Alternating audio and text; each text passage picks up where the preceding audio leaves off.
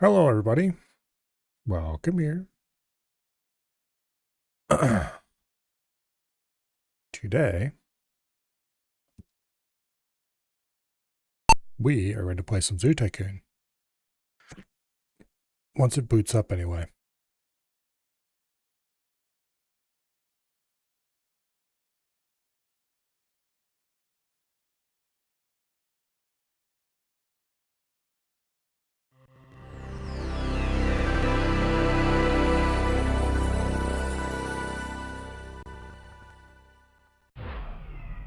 So last time, we were in the middle of playing the Island Zoo scenario. I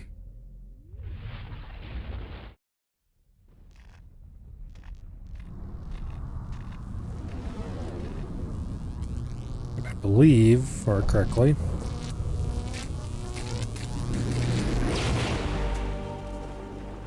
I remember which save file I was using.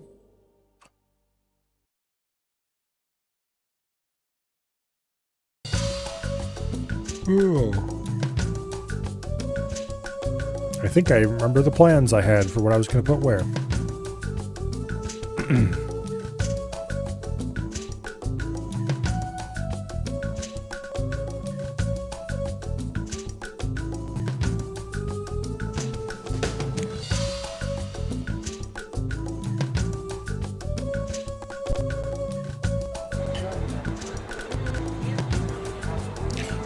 All right.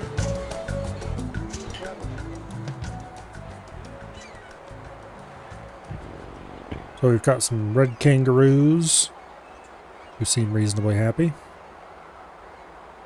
We do, of course, have this large savanna exhibit that is going to be for keeping the guests happy. We have some lions. And well, that's about it so far.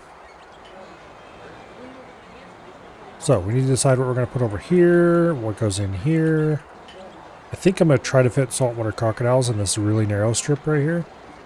And then I'm not sure what's going to go over on this side. Let's go ahead and turn the grid on so we can count a little better. We can probably do 4 tile by 10 tile exhibit in here. And put in something like a 40 tile exhibit. And then do like 3, 4, 5, 6, 7, 8, 9, 10, 11, 12, 13, 14, 15 to the end here. So that would be not very large.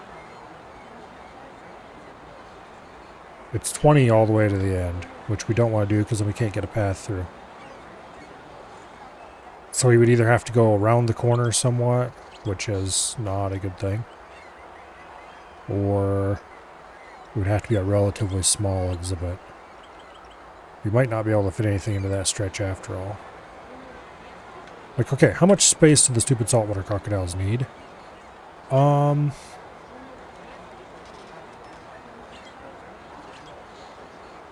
Okay. What was I doing in this?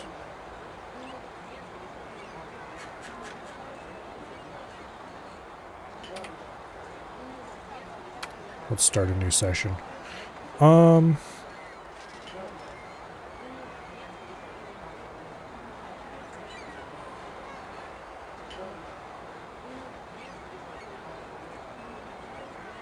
So last time, let's actually pause the game here. Last time after stream, I did a whole bunch of data file dumping.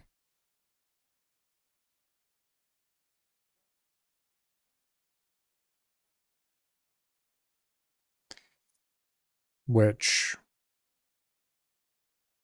resulted in having a much better source of data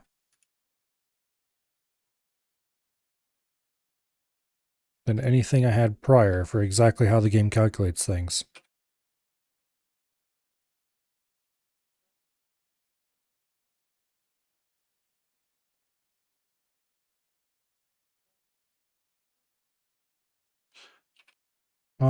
Let's see. Okay, if I have How many tiles was that? It was 15 tiles to the end, wasn't it? So that's 30 tiles. Ooh, that's really tiny.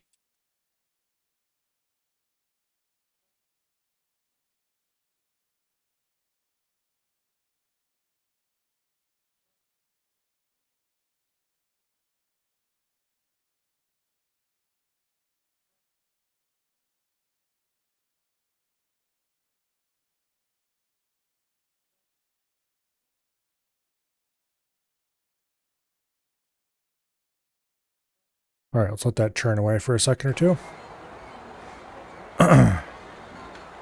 Trying to see if there's anything that good that would fit in a 30 tile exhibit. So basically I have a database of every single animal in the game, every single object in the game, how much it costs, how it affects guests,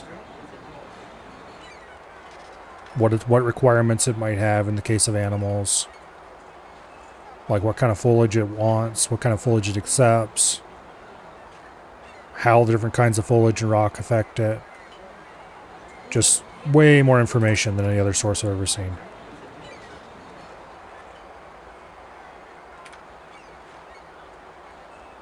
And it comes straight from the game files, so it should be accurate. Alright, but anyway, let's go look at some animals ourselves.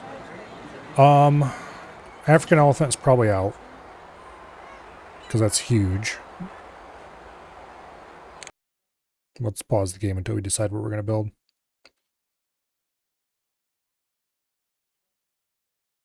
Like, I think saltwater crocodile, is it 20 tiles per animal?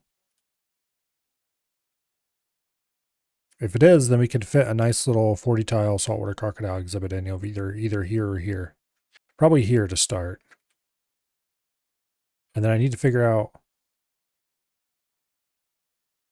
we've got a nice 5 tile deep.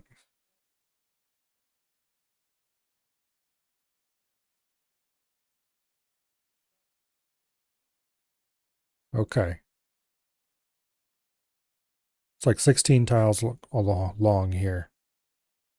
So we could fit, and 5 tiles deep. So we could fit quite a bit in here.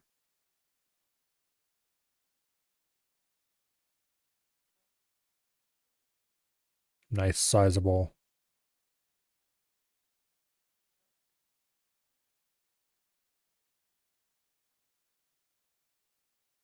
We could fit 2 40 tile exhibits in here, I think. Yeah, exactly.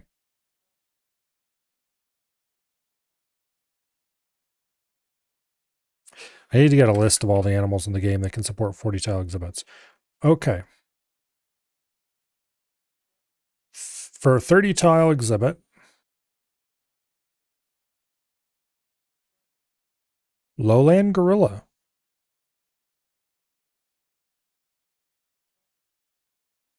Interesting. African warthog. Be 22 tiles for 2 animals.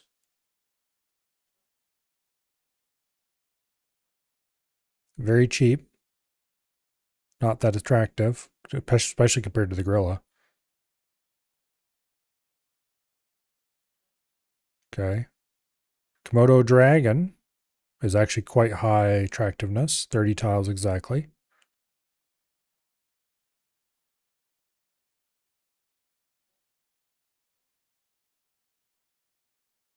Emperor penguin. Greater flamingo. No, we're not doing flamingos. Okapi. Hell no. Wait, I thought they were. No, I guess Okapi is 30. I remember now. I made the exhibit too large, or larger than needed. I wouldn't want to try to have them in a minimum size exhibit though, because yeah.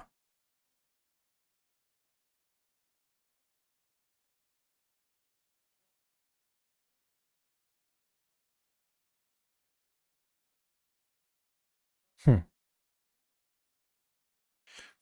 Okay. Um.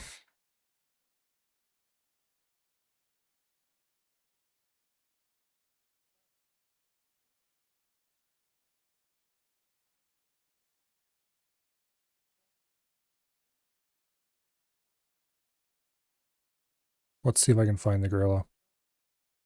Make sure it's unlocked. I don't remember if that's an endangered species you have to research or not. Because if it is, then we gotta start research because I am gonna want them. Okay, it is a unlockable researched animal, I think. Yeah. It's the next animal to research, actually. So I bumped the funding up. Done in 7 days. All right. So yeah, they would be good in multiple ways, actually. Okay, so we'll set that, get that research started.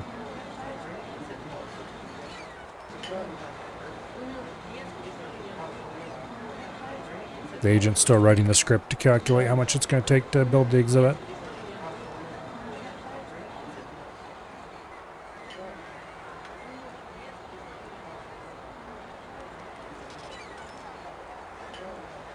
Yeah, and rather than write a bunch of programs to query the database, I'm using an agent to do it.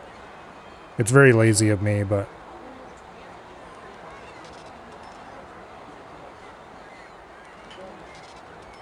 Alright. 2 lowland gorillas, 5Ks, my 5K money. It's suggesting post and rail fence, which is a bad idea. We're not using that. Small wood shelter, sure, whatever.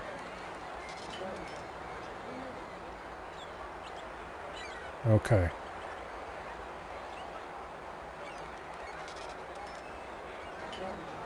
They will have a happiness penalty without a toy, which is going to be a problem. Oh, it's only 2 wide. That's going to be kind of brutal for that, too, because there's no way we could ever possibly fit a gorilla toy in there.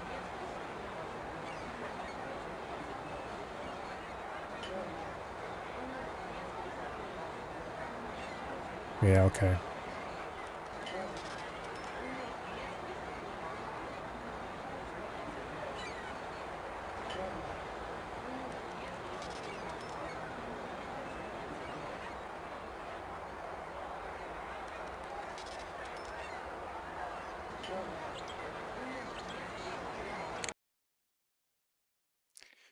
All right, let's reduce the funding a bit. I do kind of want the white Bengal tiger as well, because that's another attractive animal.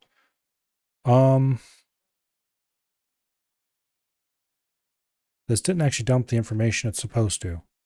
Piece of shit.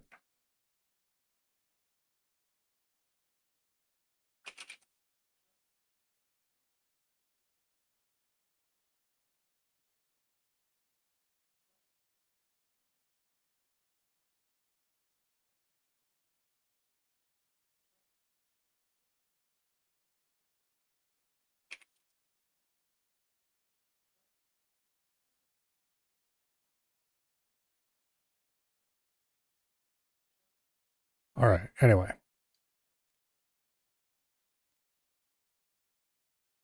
I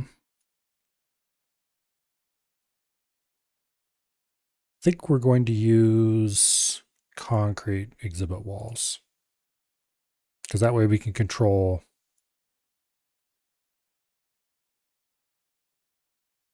Okay, it's got to go all the way to the end.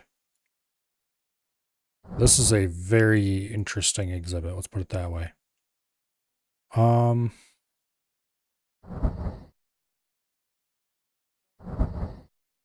going to alternate walls and no walls like this.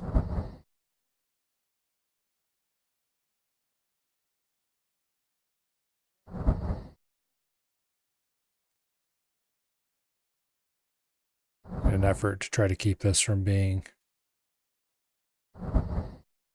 completely visible to all guests at all times. Okay.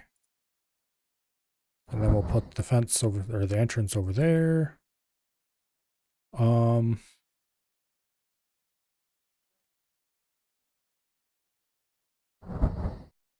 There we go.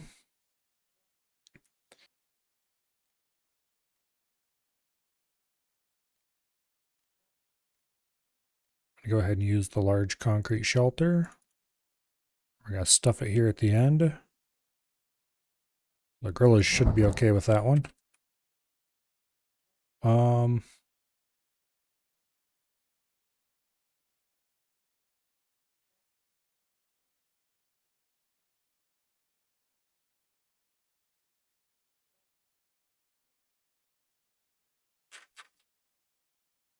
yeah, I need to write better instructions for this.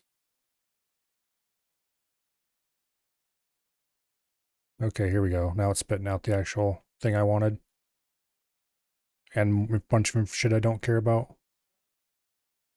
All right, 3 tiles of dirt, 6 tiles of grass, 21 of rainforest floor. That's what I actually wanted. 21 tiles of rainforest floor.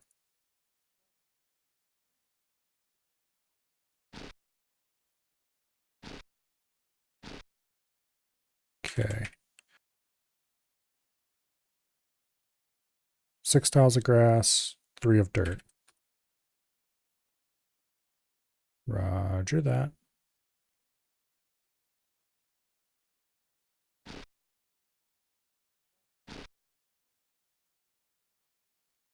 Okay, and the rest of this, it's all rainforest floor, except 3 tiles of dirt. I'm going to put right in front of that window.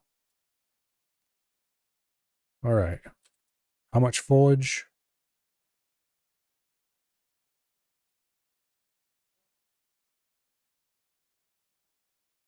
Okay.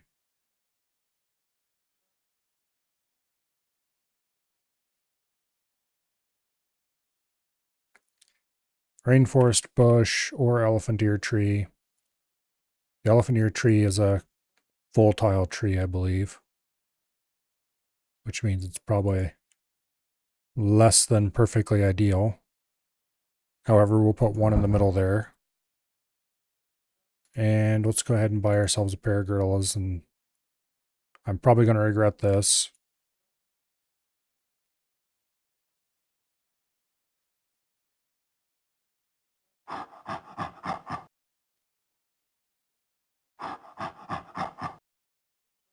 Okay.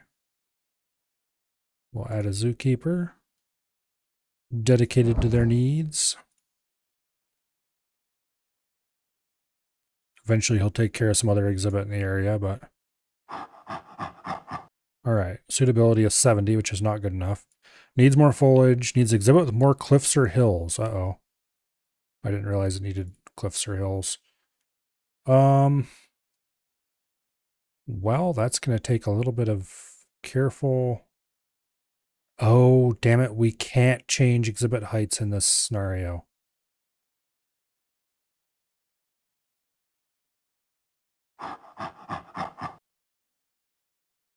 Well, hopefully it doesn't need the hills very much, because it's not going to get them.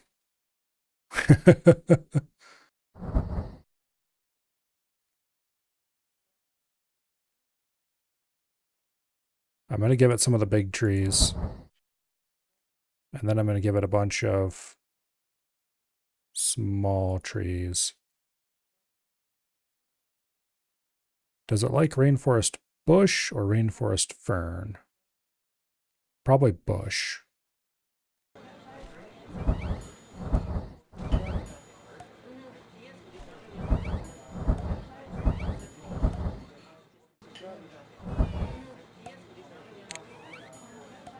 Okay.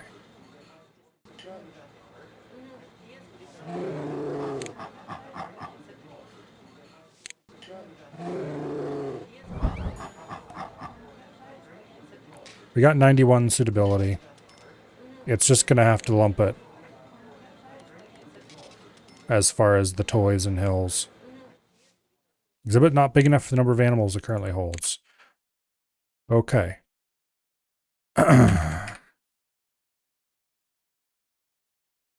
It lied to me.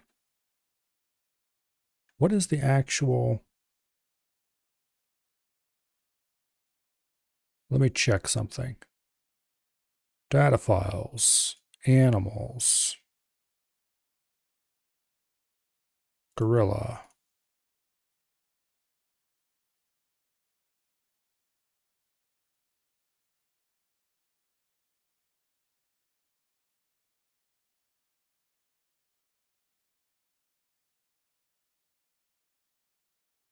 Okay. See habitat size 100. What? Let's go check something I know the size of. Lion.ai. See habitat size 100. Okay, that's clearly not it. Animal density 20. Okay, there we go. Gorilla, see animal density 20. Okay, well then why the hell was it telling me 15?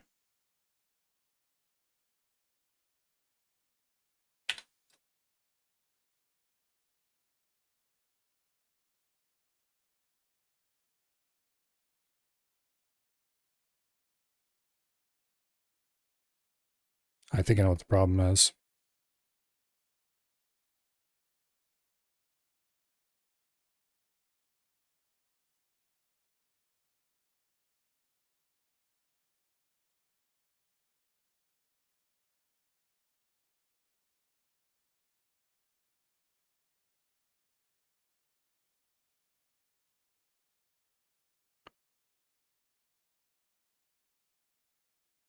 That's not what those mean at all.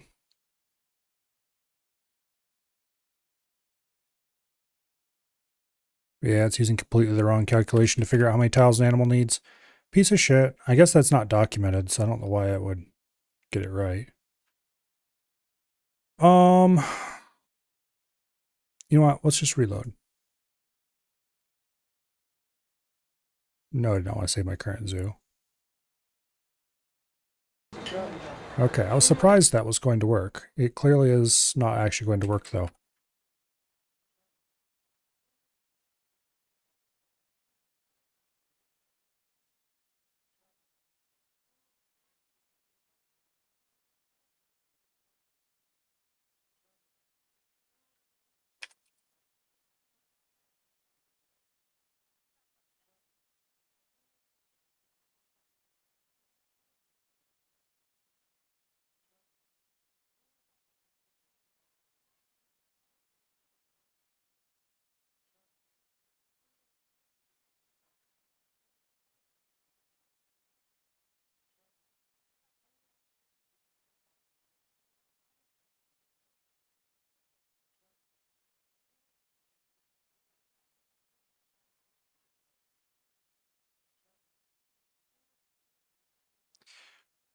All right.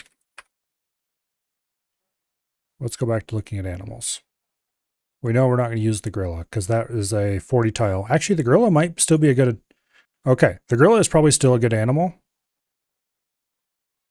but it's got to go on a 40 tile exhibit for 2 of them, which we have plenty of spaces for 40 tile exhibits. Just we're trying to find something that can fit in a 30 tile exhibit right now.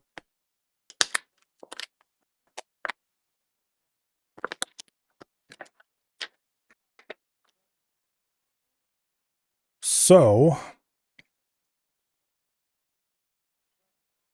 the warthogs might actually fit.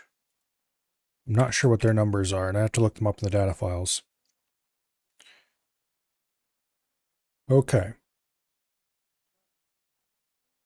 Here are the natural pairs that fit. African warthog has density of 12. Emperor penguin density of 15. Greater flamingo 15. Ostrich density 10. Okay, we're not doing ostrich, definitely. We already have ostriches.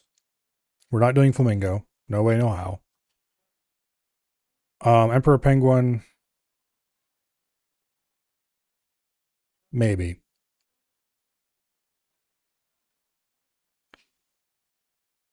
African warthog would be a good bet.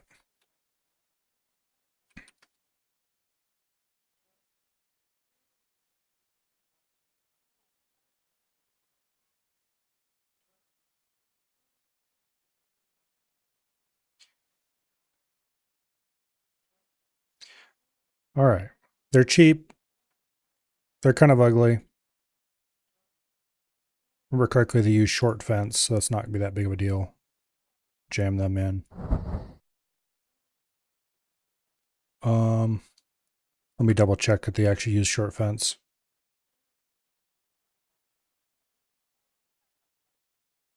Okay, fence. Is jumper 0? Is climber 0? Bash 0? Any habitable fence will work. Okay. Short. We're going to take low plexiglass because I like the way it looks, even though it's kind of expensive.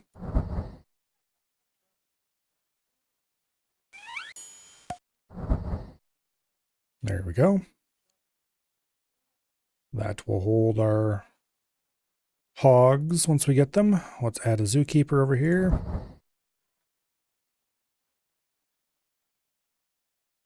Okay.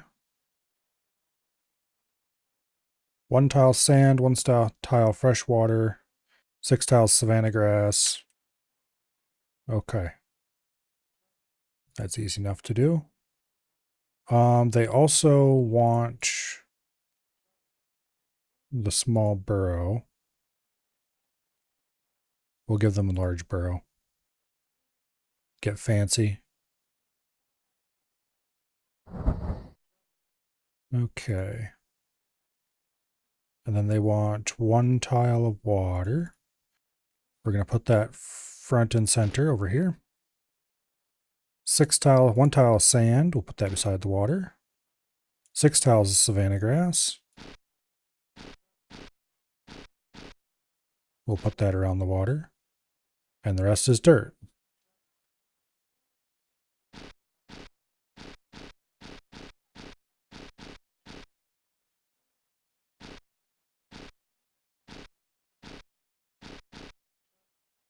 All right.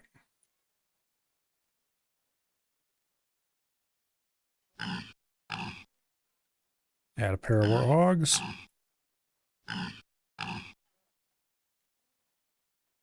Too much dirt. But it doesn't say what else it wants instead. Which means it probably requires 2 tiles of water. And 2 tiles of sand, if I had to guess. No? Okay, yeah.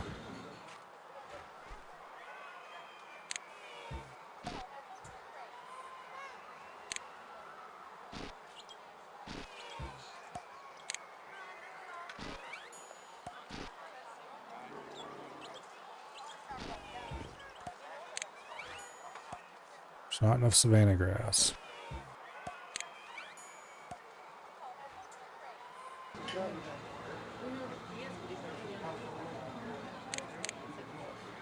Not enough dirt.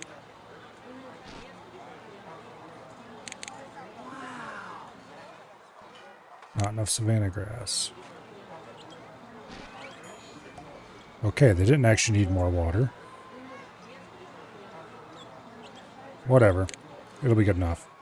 For rocks, we'll throw a nice large rock over there. How many rocks does this say it needs? Last time it was very accurate calculating rocks. 2 large, 0 small.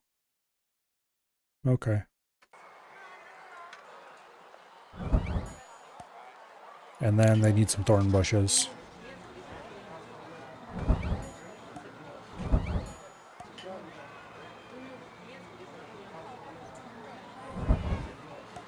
Okay, that's plenty. 89 suitability, not amazing, but that's plenty. Which map is this? This is the Island Zoo map. Scenario, whatever. We're not allowed to change terrain here. Actually, which just makes rolling gorillas a terrible idea. I was considering putting them right here, but I reconsider that now. Okay, who do I want to do next? I need a bunch of 40 tile exhibits, is really what I need. Because I can fit 2 40 tile exhibits over here. I can fit at least 1 and probably 2 over here. Yeah, because I decided I wasn't going to put anything over there. So I can fit 2 40 tile exhibits here. And maybe another 1.5 here. Let's see, how many tiles is this? 3, 4, 5, 6, 7, 8, 9, 10, 11, 12, 13, 14, 15. Yeah, okay, no. I can fit 1 40 tile exhibit plus some extra space here. Fit 2 here. I don't think I can fit like, oh, I could put a restaurant up here. It's like a 40 tile there, a restaurant here in the corner, and then 240 tiles here. Might be the eventual plan, or some other thing here. So that's 5 exhibits there, 9 exhibits total over there. We need what, 10 to complete? Yeah. So then we can jam another exhibit over here and have all the exhibits we need. Okay. So let's get a list of 40 tile exhibits.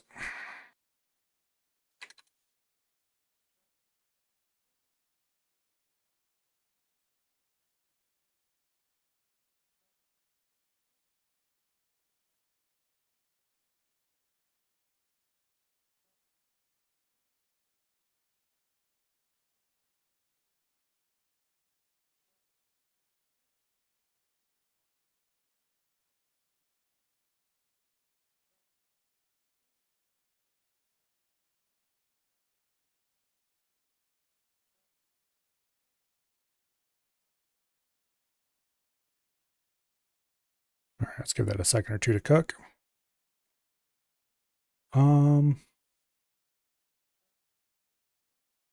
Definitely some tigers would probably be good.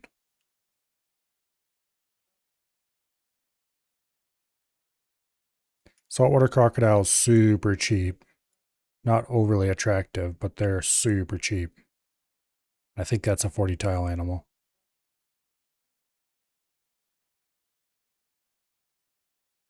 Okay.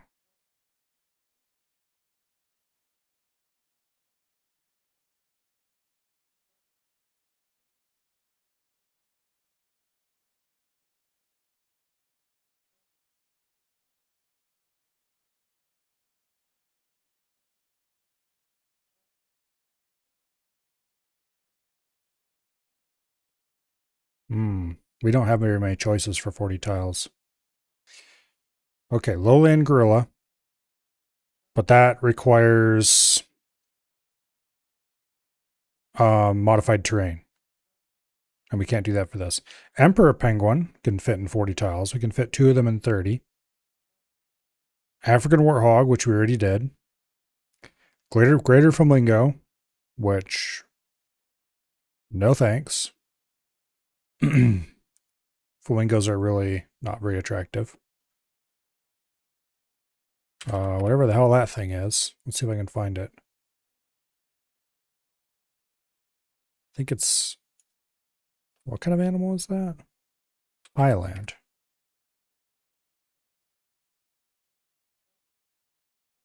Um,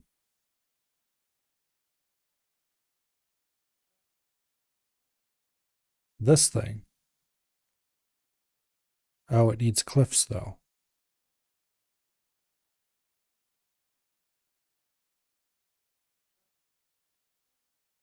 Okay, well, that's a problem. African buffalo. That would work.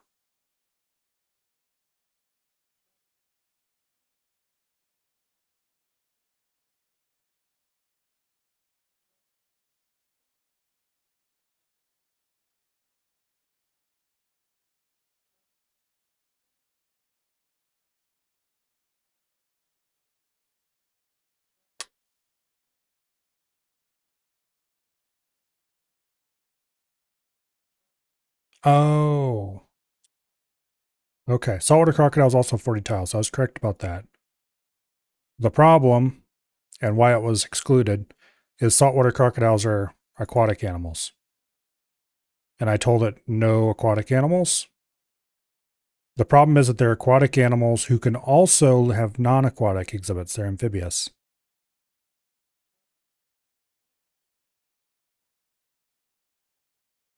Because the DLC changed them to so that they can have tank exhibits. Okay, so we can do a saltwater crocodile. I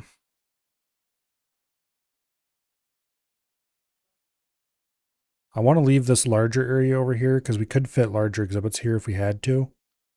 Like I'm currently planning to put 240 tiles there, but we could put bigger than 40 tiles there. Let's go ahead and put a saltwater crocodile right here.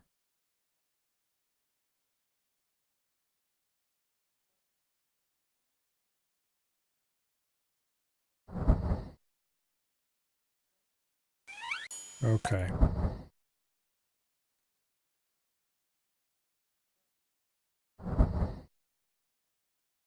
Now,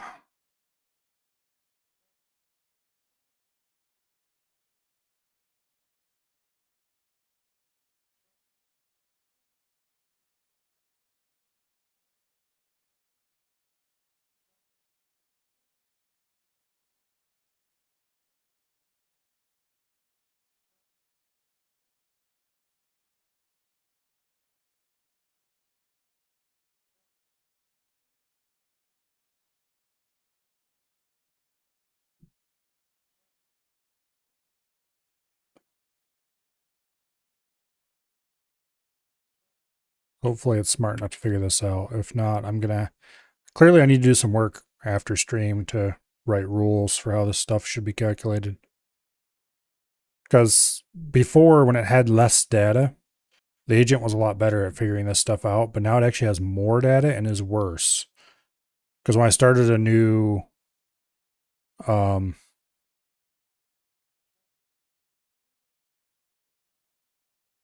do you call it? When I started a new session, it doesn't have all the context it needs about the data to use it correctly. Like the session where it was generating all the data, it had a lot more information about exactly how that data worked.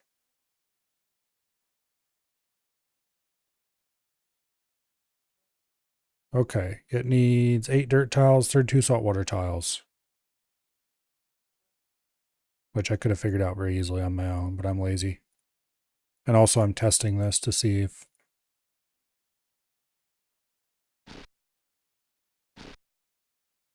Alright. It's a nice cheap exhibit.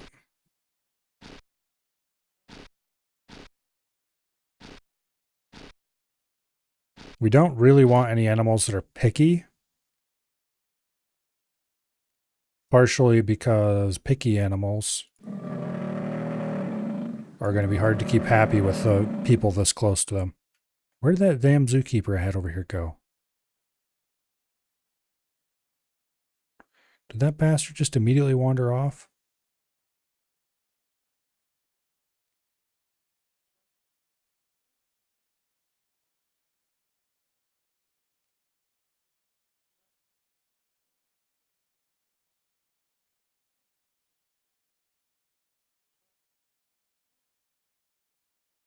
Oh, he wasn't assigned. So he did just immediately wander off to one of the other exhibits that needed work done.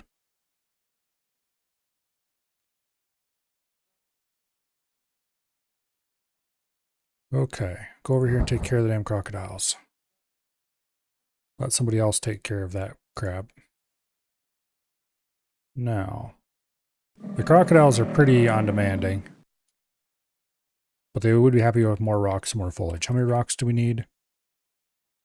1 large rock. Okay.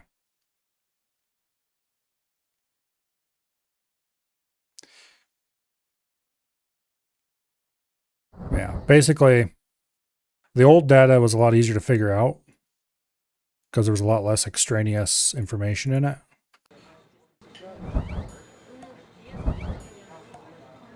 But some of the information was wrong. Some of it was... there was useful things that were missing, stuff like that. 87 suitability. That's probably good enough for who it's for. What do we actually need? Suitability 85 minimum, okay. Oh, thank you very much for the follow. Actual Velociraptor. Sadly, we're not going to see any Velociraptors for a while here. Not in game anyway. Although there's a reasonable chance that I will end up playing the Dinosaur Digs scenarios at some point. Oh, we are going to need to bump up suitability on some of these guys. Or watch it more carefully. I might have to tweak the terrain a little bit on these because the wildebeests are currently low.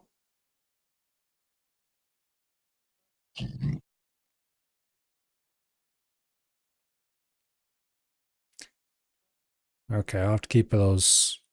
I'll have to keep in mind that this might need some tweaking to get the numbers up. I thought I had it higher than that earlier. Oh yeah, those little shits are way low. Okay, we might have to build some separate exhibits for some of these animals and move them out near the end of the scenario to, because, okay, this exhibit here is extremely valuable because guests really like to see it. It's very attractive, makes guests happy. But the exhibit suitability is low. So there's a good chance that we're going to have to keep it like this. And then when we get down to like the last month or so, remove animals from here and dump them in other exhibits to get it more suitable. Unless I can get the gazelles over 85% while keeping everybody else over 85%. Which,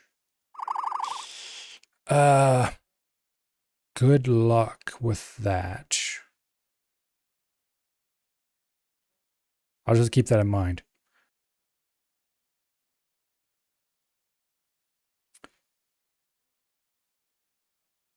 Yeah.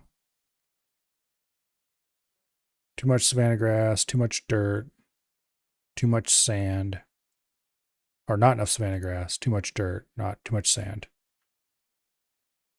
And the problem is everyone else is pretty much the opposite.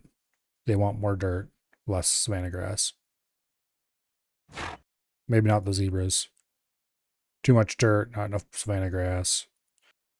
Yeah, the wildebeests might be the odd ones out here, actually.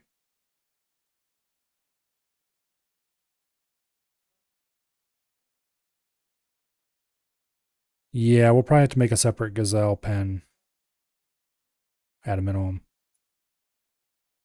Or I can just sell the gazelles at the end. That'd work too. But we'll see. I'm not going to worry about them for now. Right now, they're doing their job. We have literal years of game time to worry about that. Okay, who else did we have for good 40 tile exhibits?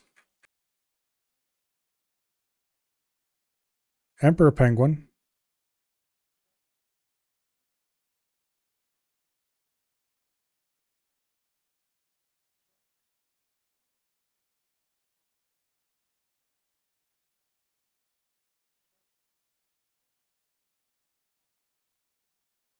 Okay.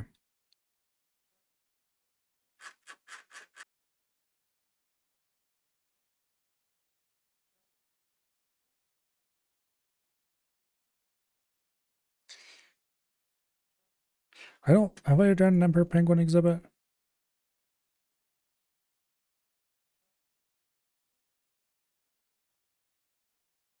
Certainly not in a while. Let's see. We're going to leave this area blank. It'll be for future buildings. If I can fit 2 more 40 tile exhibits here, then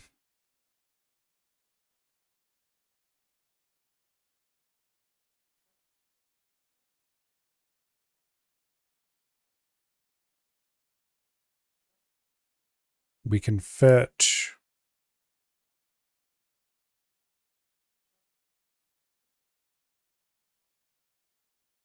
probably a pair of exhibits here if I have to.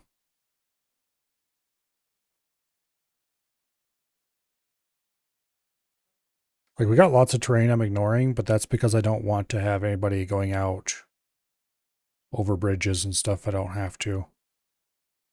The more I can cram everybody into the center area, the better, because then I don't have to worry about them losing happiness while walking long distances and not being able to see anything.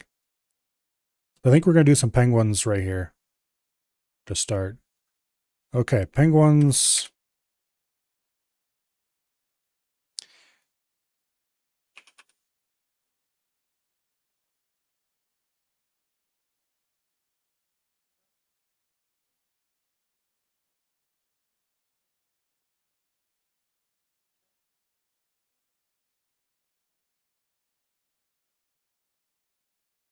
I'm really surprised actually that it didn't decide that penguins were also aquatic, because they're also semi-aquatic.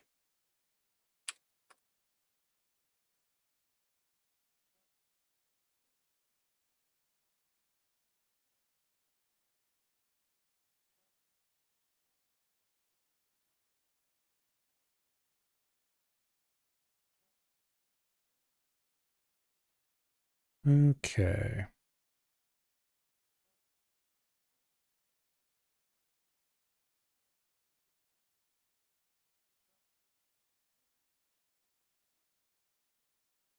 "16 tiles of snow, 24 of salt water, no foliage, 2 large snowy rocks, 2 small snowy rocks, and a concrete shelter." What style fence?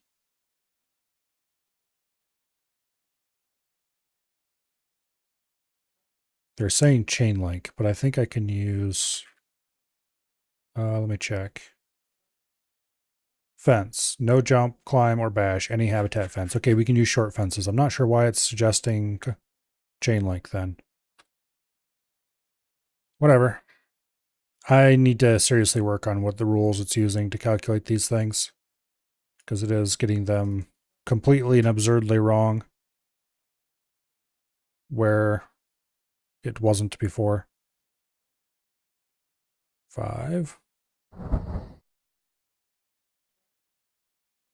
and 5. That's 40 tiles right there. Okay. Not sure what I'm going to put over here, but we have another 40 tile exhibit right there. You know, a pausable one. So I'm going to go ahead and put the fence gate there. Okay, actually, I'm going to move.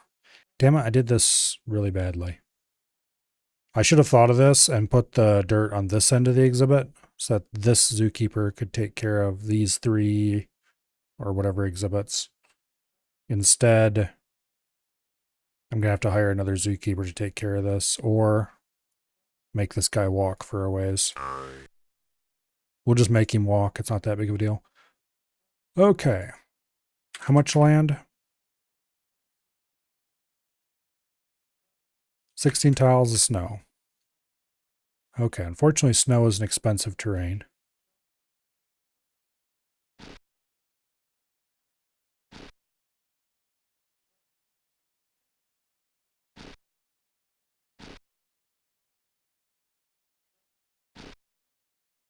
There we go.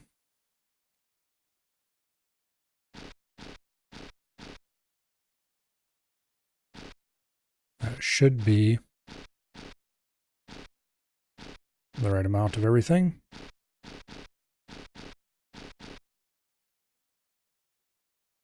All right, lovely.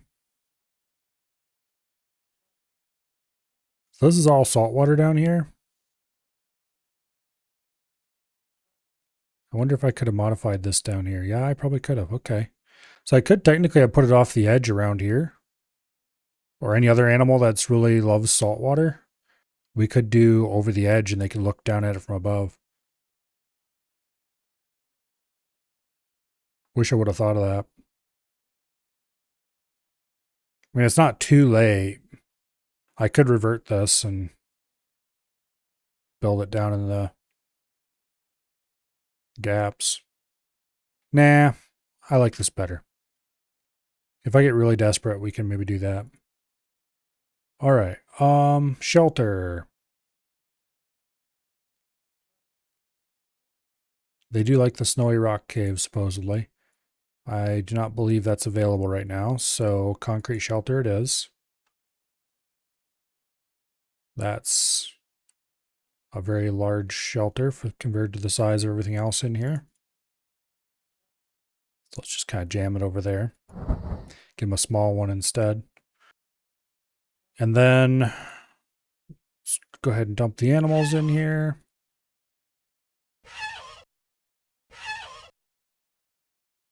$79 suitability. Be happier with more rocks. Okay.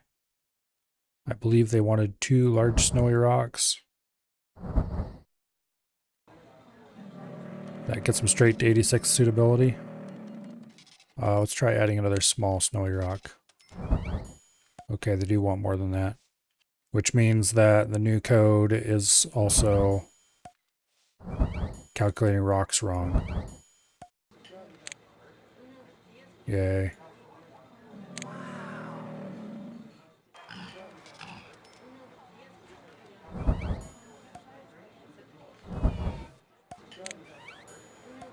Okay, 87 suitabilities should be good enough.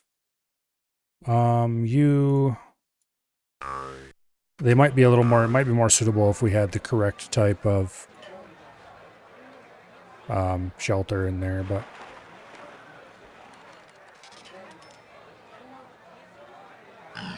okay, these guys, 90 suitability, 88 suitability. I'm really not making that suitable of exhibits this time around, but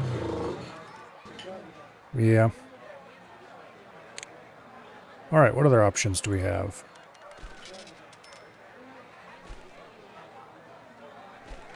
What about the giant anteater? How much space do they require?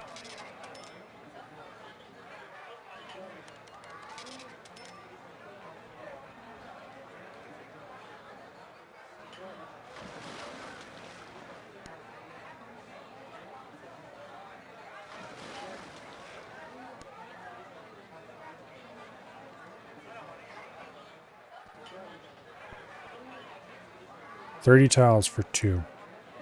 Well, then why in the hell wasn't that in the list of 40 tile animals? Oh, it cut out solitary animals too. But you can fit max 3 in an exhibit. Okay, you piece of shit.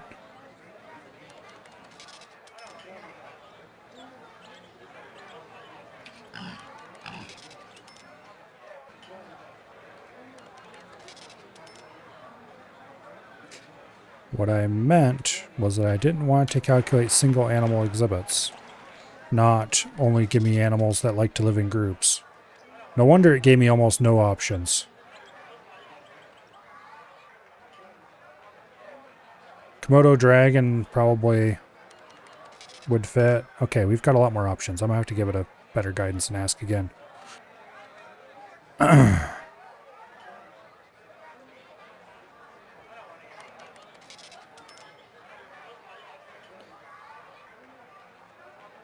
Let's see. Okay, so the anteater might be a good option. I don't know if I actually want it or not. Chimpanzees like large groups, so we probably don't want those. Probably too much space. There's really not that many different kinds of animals in the base game.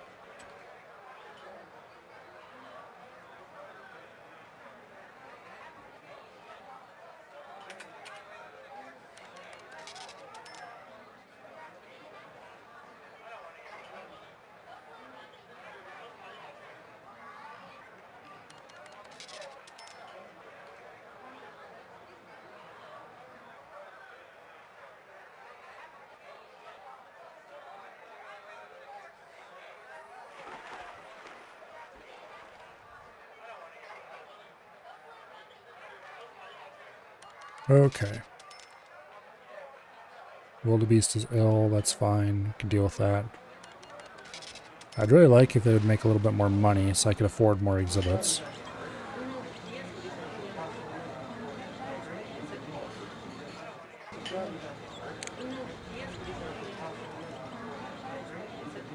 Or if some of these little bastards would make more little bastards so they can increase exhibit attractiveness. I don't know where you think you're going. Get back over here and deal with that damn wildebeest.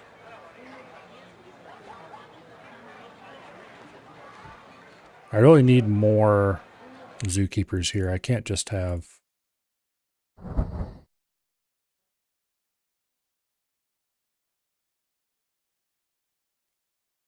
Yeah. We're going to have to hire a dedicated zookeeper for the kangaroos just because they're off in the ascend of nowhere. And for the Savannah exhibit, I was kind of really hoping that the Savannah exhibit guy could also take care of the kangaroos, but apparently not. Spends too much time walking around. Well, that's not going to help us make any money, unfortunately.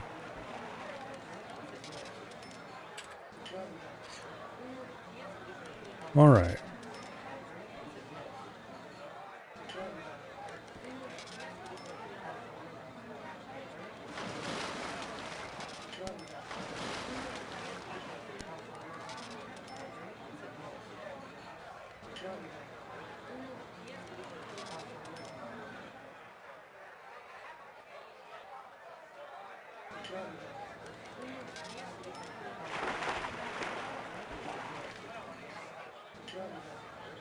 Yeah, it didn't find many more, which I'm not sure if I believe, but let's go ahead and build an anteater exhibit.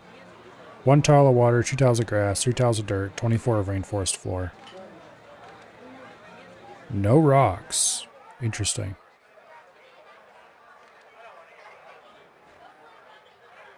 Fence can be anything. Okay. Yeah, I'm gonna... I need at least one more 40 tile. Komodo dragon is another option. I'm gonna ask how much space. Find out how much space the Komodo dragon takes.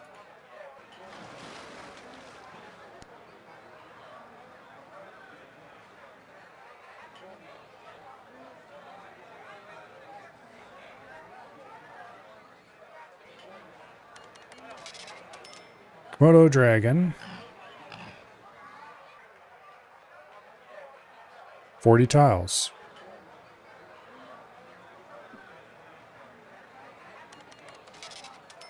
Why is it... I don't care if it's not social, you piece of shit. I told you not to... Whatever. Sometimes... Okay. LLMs are retarded. Very important bit of information. And if you ever try to work with one for something, you must take that into account. You always have to work around their retardation. And sometimes they will just get something into their context. You can't say their mind because they don't have one. They'll get something into their context and they will not let go until you just start over, usually. Sometimes you can get them to drop whatever it is. But like in this case, it just has it in its brain that if it's a solitary animal, I don't want to know about it. That's not true. All right, so if I do 1 Komodo dragon, 1 giant anteater. Actually, let's just explicitly ask about solitary animals. What solitary animals can use less than 20 tiles?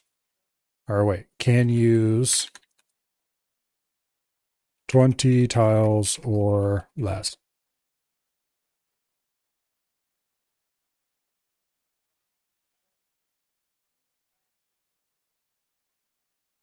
All right.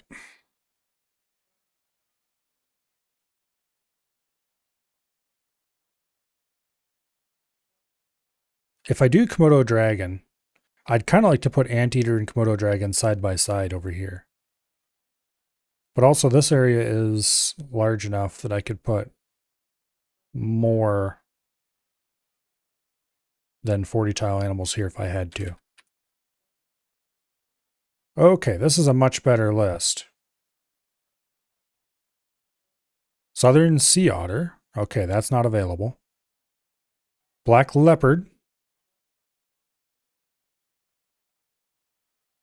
Red kangaroo, we already have that. Jaguar. Moose. We could do a 40 tile moose exhibit. Dromedary camel. Okay. Komodo dragon would definitely be a huge winner, though. That's like 80 attractiveness for a single animal. And if we do a pair of Komodo dragons. If we do the camel, camel's got really low attractiveness though, but it's also probably fairly cheap. The giant anteater only needs 15 tiles, so it could fit in a 30 tile area if we find another one of those with a pair. Moose would be not that big of a deal. Black leopard would be kind of cool. Panda is no way, no how, although the attractiveness is really high. Let's go ahead and stuff a Komodo dragon in over here beside the penguins, actually. There's no way I could afford this, though. So let's just wait, get some more money, and I'll calc the Komodo dragon.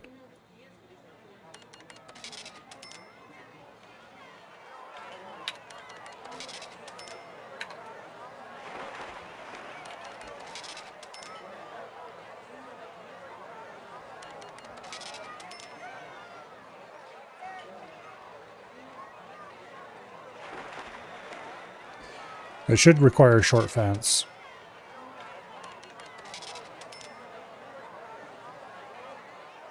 Yeah, jumper 0, climber 0, bash strength is 0. Means it can take anything.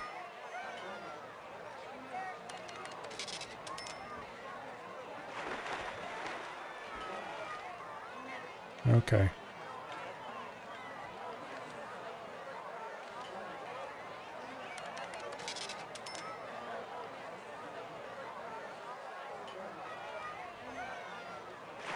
Eight tiles of sand, 8 of gray rock, 8 of water, 16 rainforest floor, mangrove trees, 2 large rocks, 2 small rocks, no shelter required. Alright, let's go ahead and put the fence in and start working on it.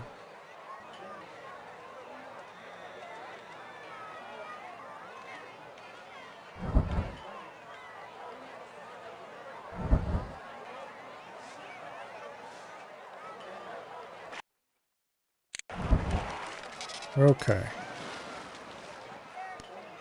Now, terrain.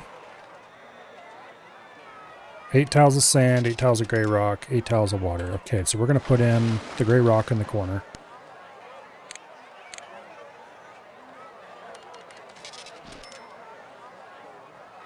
Or along this edge, I guess. And then I'm going to do the sand right beside the rock. And then from there, we're going to do the... Actually, wait, how many tiles of water was that? 8 tiles of water. Okay, I think I actually kind of want to put the water down at the other end. So we'll do the sand there.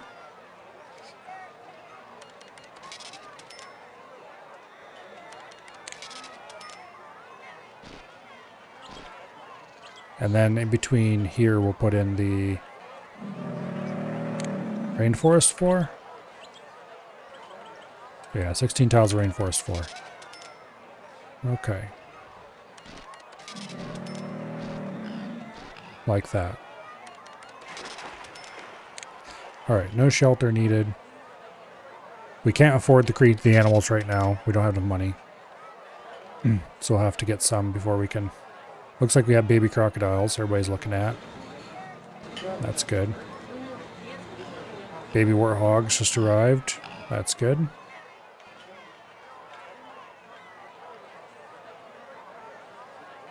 This is why we never put single animals in a pen.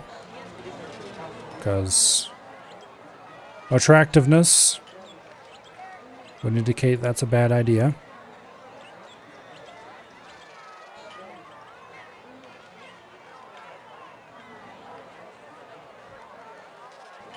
Okay. So how much do the Komodo dragons cost again? They're 1,700. Ouch. What's... Didn't I already receive that 10,000 last week?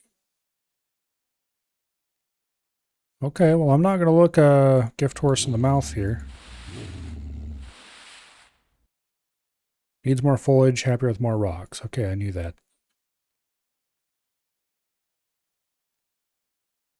How many rocks did it need? Too large, too small. All right, let's see if that's accurate.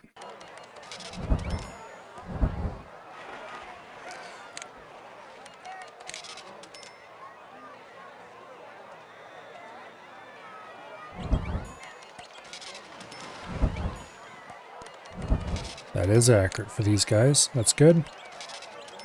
Okay, and foliage. They need mangrove trees, supposedly. Indeed, that is their preferred foliage. That's good. Because mangroves are a nice, respectable quarter tile tree. You can use the foliage exploit to... Well, I only wanted 2 tiles of it, apparently. That gets us to a 99% suitability exhibit. That's very good. Should get people sucked over to this side of the zoo pretty consistently. Now, that should be 6 exhibits? No.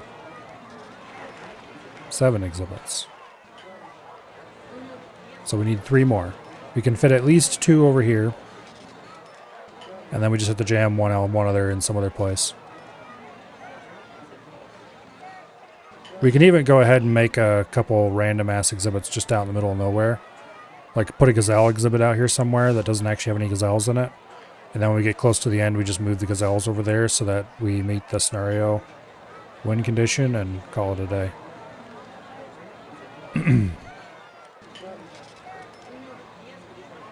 Alright. Now, we know anteaters can fit into a 40 tile if we have to. We can do variety of cats over here. Tigers are like a 70 tile, aren't they?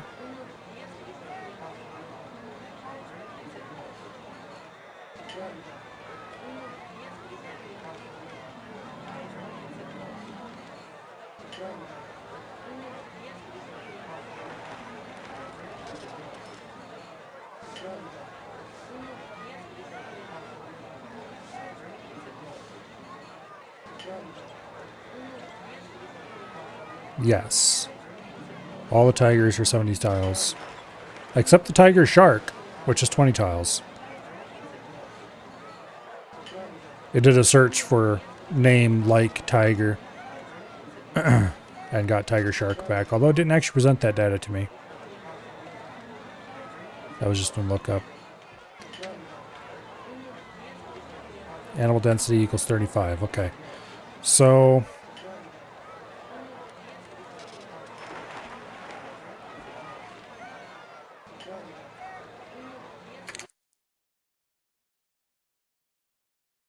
we need to assign a zookeeper over here.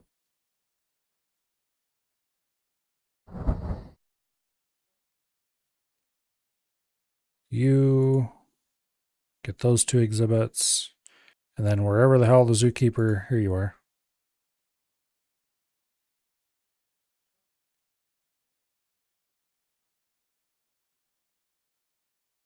Okay. We got a zookeeper takes care of these 2. Zookeeper takes care of these 2. Guy that takes care of the lions. Guy that takes care of the savannah. And a guy that takes care of the... we got columns. The lion dude is going to get another exhibit here at least. And, or maybe. We'll see.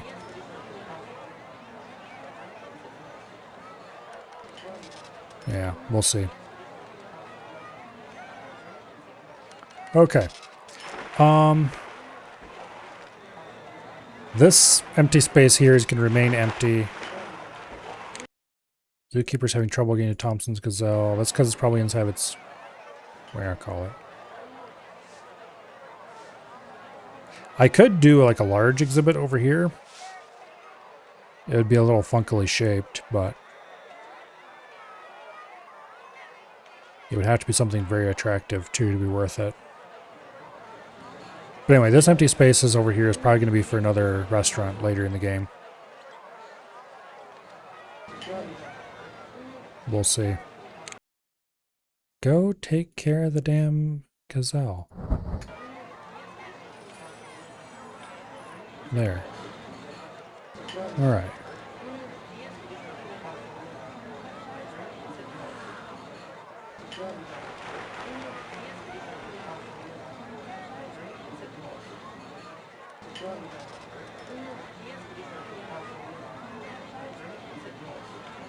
So we can fit 48 tile, 248 tile exhibits here, up to. Or a 40 tile and a 56 tile.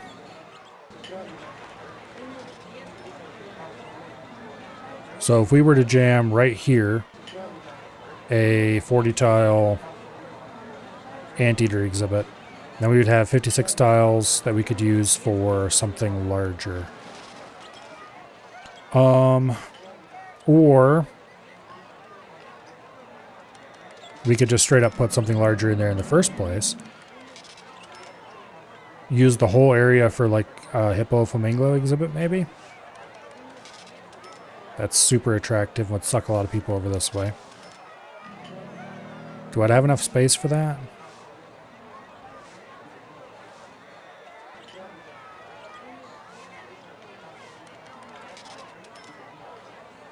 It's 16 times 6.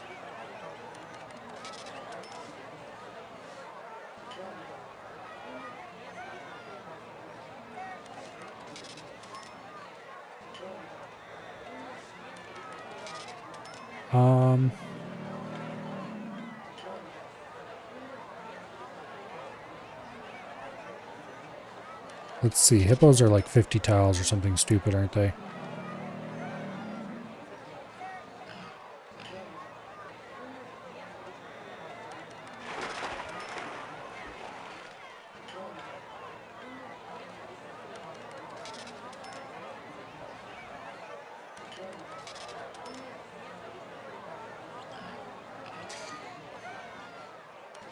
Because hippo flamingo would be very tempting to stick up there. It would require us to put another temporary or other exhibit somewhere else. But then also I could just branch out over here and fit in a variety of exhibits. We could fit something nice over here. Okay. We got a reward for high animal happiness, I think that is. If I run the walkway along here, we could fit a reasonable one there. Maybe. Oh, baby Komodo dragon. That's going to be extremely attractive. Everybody's going to want to come look at that shit. Guest happiness is 97 right now, which is good. Hippos are density 35. Okay.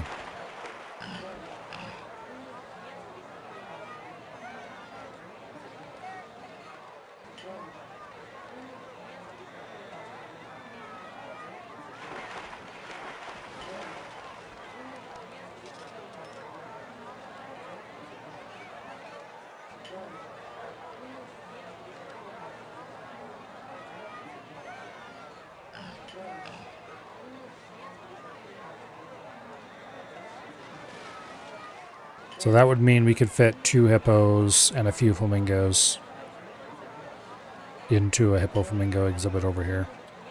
Or we could fit 1 hippo and a bunch of flamingos.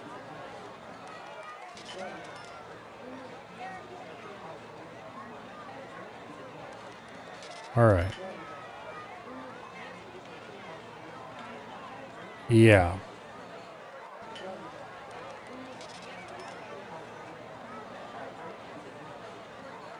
Hippos want at least 2, flamingos want at least 2. That's 100 tiles combined between them. We can't do a reasonable hippo flamingo exhibit where all the animals would be happy. Or fully happy. We could do a single hippo and some amount of flamingos. Like 4 of them. That would work. But then the hippo would be unhappy because it doesn't have minimum animals. We'd be 4 tiles short.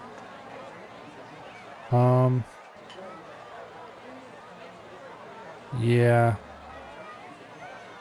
No, okay, let's drop that idea.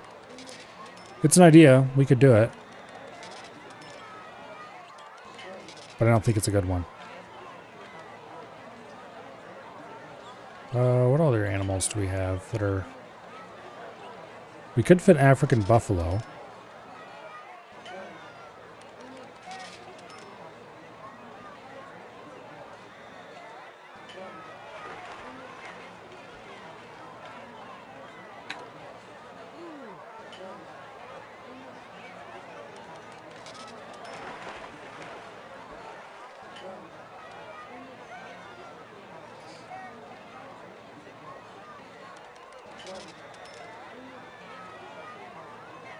Okay, need minimum...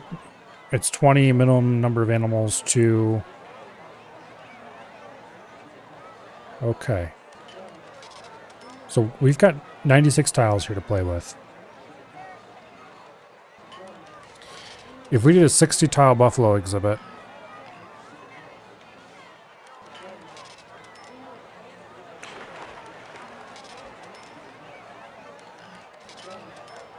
No. No. We could do 240 tile though. A 40 tile buffalo and a 40 tile... Okay, we made a decent amount of money. Which is what I was hoping for. It's kind of why we were sitting there doing nothing, waiting for cash to roll in. Let's go ahead and put 240 tile exhibits here.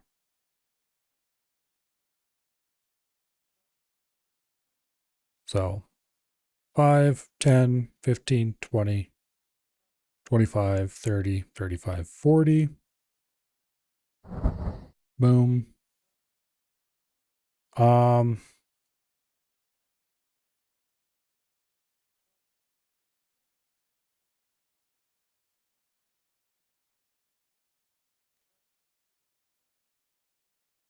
Then we're going to use tall fence for the buffalo. I don't think I need tall fence for the buffalo. And I'm going to use tall fence across the back for the... we got columns too.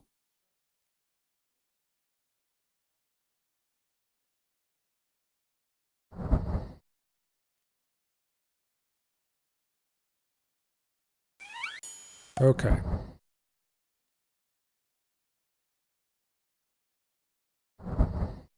So this can be anteater and this can be buffalo.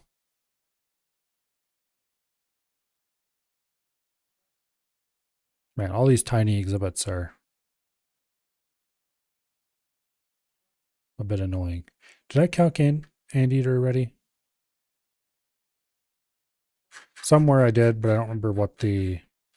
I don't remember where it is in the thing, and I'm not going to scroll back for it either.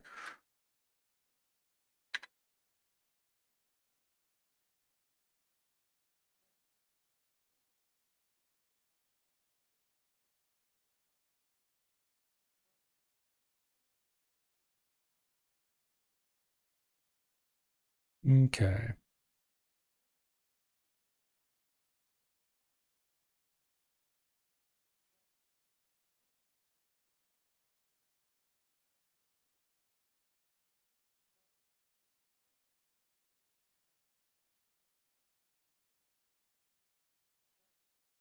We need 1 tile of water, 3 of grass, 4 of dirt, and 32 of rainforest floor.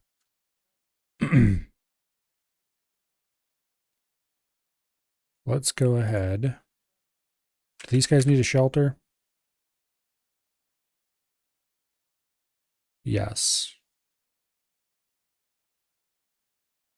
Okay.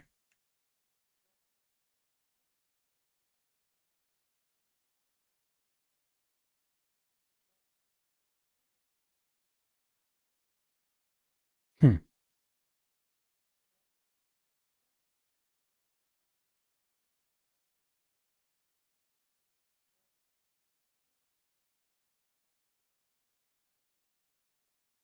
Okay.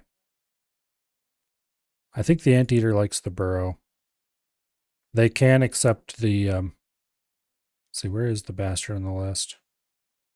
There you are.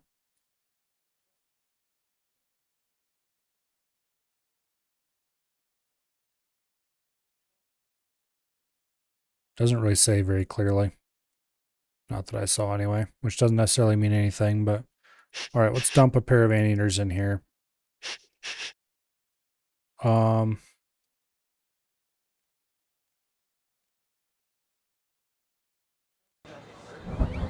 Yeah, they do like the burrow. Okay. Now, tiles, 1 water, 3 grass, 4 dirt. So we'll put in 1 water.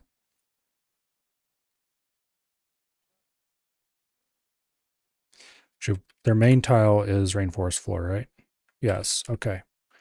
So we're going to cover the whole thing with rainforest floor to start.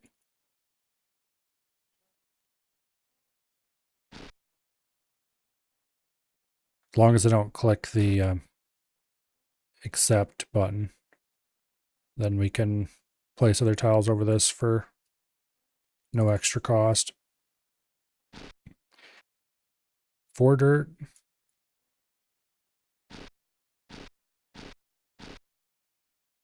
And was it 3 grass? 3 grass, yep.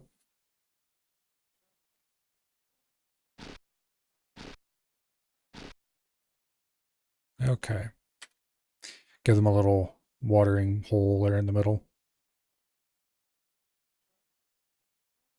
All right, apparently they only like one kind of tree, which is interesting.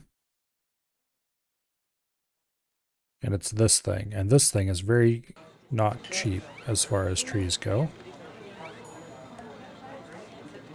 I mean, it's not insanely expensive either, but a lot of animals have a cheap tree that they like that you can use instead of the good tree that they actually want for a much cheaper exhibit.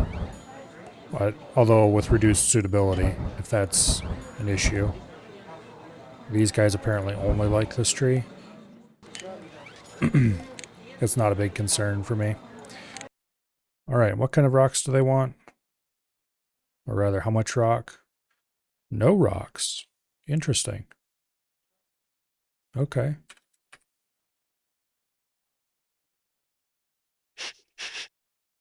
Yeah, they're 100% suitability. Huh. Never would have thought the Randy anteaters don't like rocks. Okay. Well, that was an easy exhibit to build. Baby penguin. All right, now who was I going to stick over here?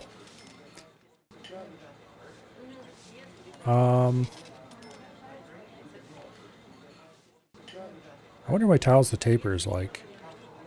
They're probably not terribly attractive, but also tapers are kind of cool. Was I gonna do camels?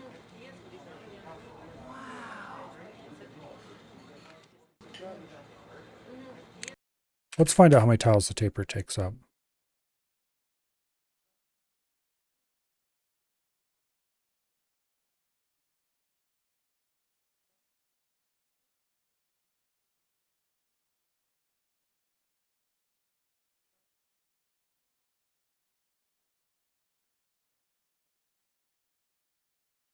Density 25, okay. So that's not a good option. We would need 50 tiles for a pair.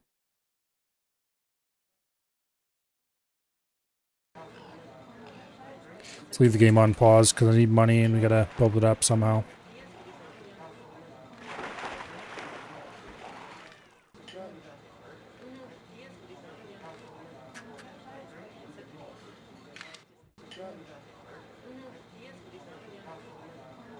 Yeah.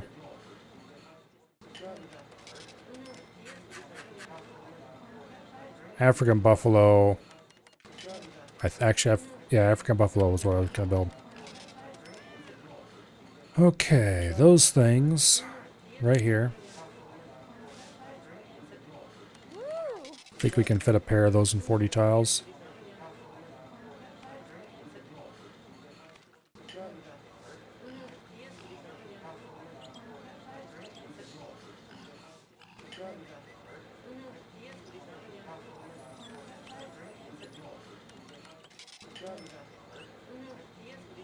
Okay, 40 tiles.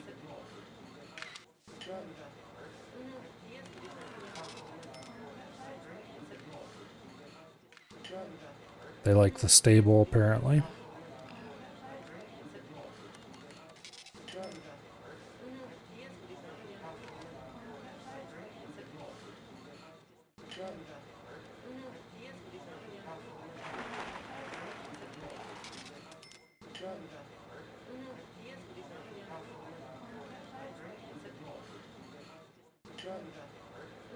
Okay.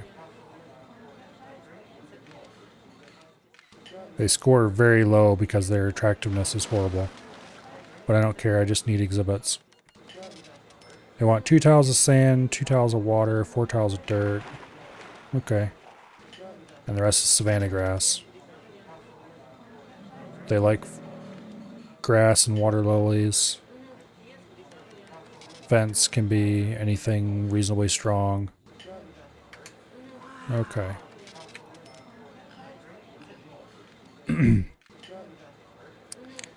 The,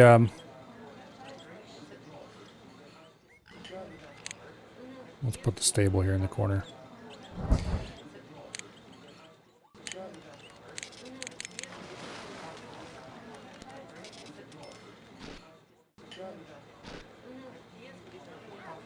Alright.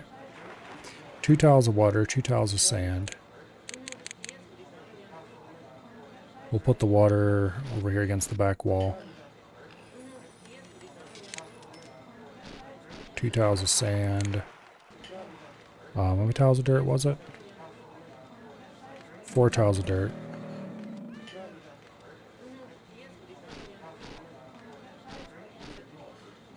Okay.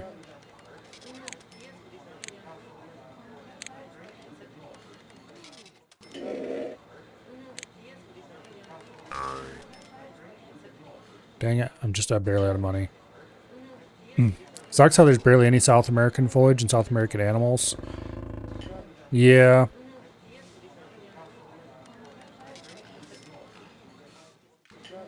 There's really not that many animals in this game, honestly. When I was a kid, it felt like there was huge lists of animals. But, obviously, looking at the list nowadays, it's a little more obvious that there aren't actually that many. Did I ever buy a zookeeper for used anteaters? I don't think I did. Uh-oh.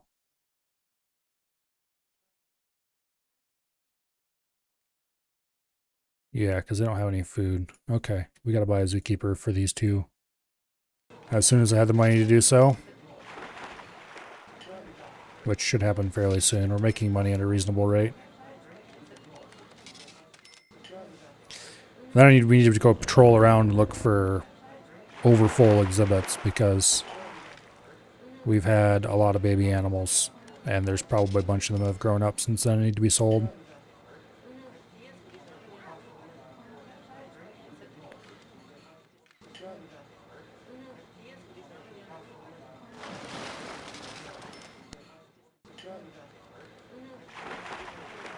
Which we could run around and sell some animals to make enough money to buy the zookeeper we need. Speaking of which, there's more wildebeests. Okay, you could be assigned to the anteaters and the buffalo. Okay, that's 3, that's 4, 5, 6, 7, 8 exhibits. We need 2 more. This exhibit is not suitable enough to actually be... You know, what would happen if I built 11 exhibits? I wonder if that would still count. Because if I had 11 exhibits, one of which didn't have enough suitability, if that would be okay or not. I'm kind of curious and almost want to try it now. Okay, anyway, animal patrol. We've assuredly got too many of certain animals. Yeah, look at this. We got 4 wildebeests.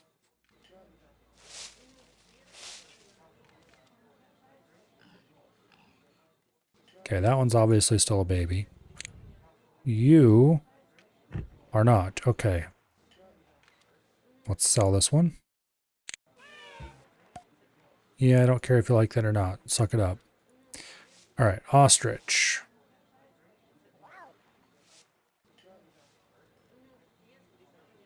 That one's still young. That one's still young. Okay, we don't need to sell any ostriches. Zebra. That one's an adult. That one's an adult, obviously. That one's an adult. Okay. Let's sell that one. And that one's still young. Okay, we can leave him alone. Gazelle.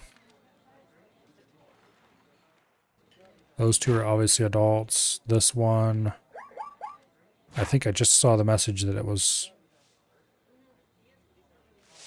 Okay. I'm going to assume that one's a baby gazelle. Should be good on gazelles. Kangaroos, we only have 2. That's good. Emperor penguin, we have 3. Are you an adult or are you a baby penguin? I think you're still a baby penguin. It's hard to tell though. Komodo dragon, we have 3 of those. I'm pretty sure.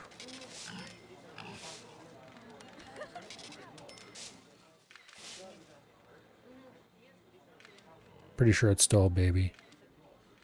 The crocodiles, I'm pretty sure are still babies. Yeah, they look small. Alright, lions. They're still babies. Alright. We only had a few extra adult animals.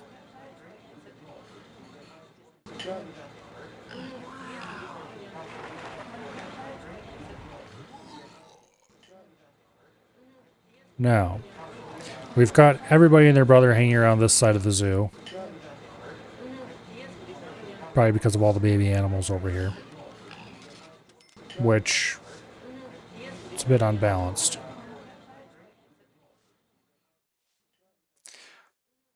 I originally was planning to use this island, so I guess we should probably go ahead and continue with those plans.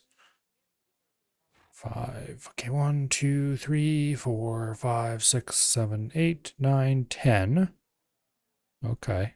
So this corner could hold a 50 tile exhibit without any real trouble.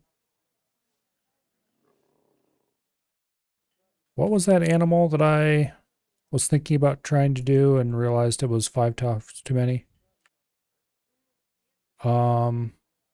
Tapers. We could fit a pair of tapers in here. I don't know if they're any good as far as attractiveness, but we could fit them. Counting practice. Need to tag the stream as educational. Nope. Not required.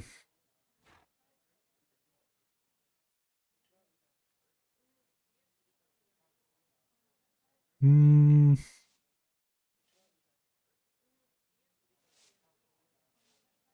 don't know. This is pretty oddly shaped. It would help maybe pull people across to this side of the zoo, but also, do I really care that much? It would lower guest crowding in this area a bit. What kind of structures can I fit in this little bit? We could fit a couple different varieties of restaurant, including the basic restaurant. That would actually fit in there just fine. Animal theater is way too large. Petting zoo is just a little bit too large. We actually don't have a carousel anywhere. Would that fit? We could fit a carousel in here. I'd want to rotate it this way probably. No. I'd want to rotate it that way and then we could suck people over to that end of the Komodo dragon exhibit. Yeah, let's put a carousel in there.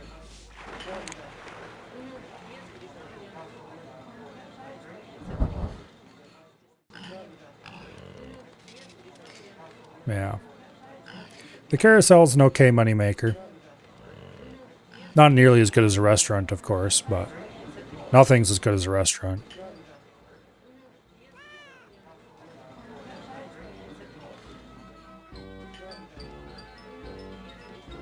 Pretty sure it's impossible to be better than a restaurant at making money. Which is kind of why I was kind of thinking of putting a second restaurant in there. But we can also suck people over to the other side of the zoo and put a restaurant over here instead. If I can get a couple of good exhibits in here. Okay, so we have 50 tiles in this corner here. But what if I were to cover this whole side? What do we get then?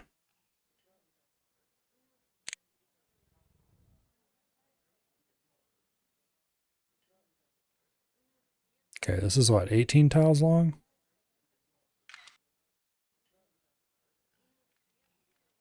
I think that'd be 18. And then 4.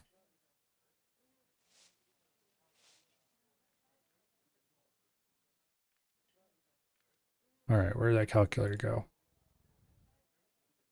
18 times 4 equals 72 tiles across to there. Plus, yeah, plus 2 chunks of 5 by 5. In other words, another 50.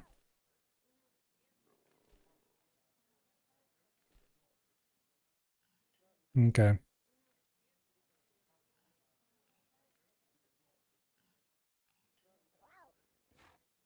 That's 122 tiles total.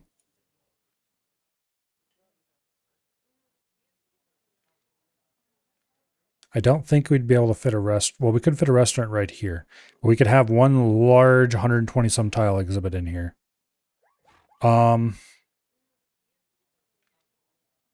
That would notably allow us to fit a hippo and 3 flamingos, I believe. 2 hippos, 3 flamingos, I mean. With a restaurant over here. And that would hopefully suck a lot of people over to this area. Enough to make the restaurant profitable. And help get more people walking past the Savannah exhibit regularly. The alternative would be to put in 2 50-some tile exhibits, but that's not that great of an alternative, let's be honest. Let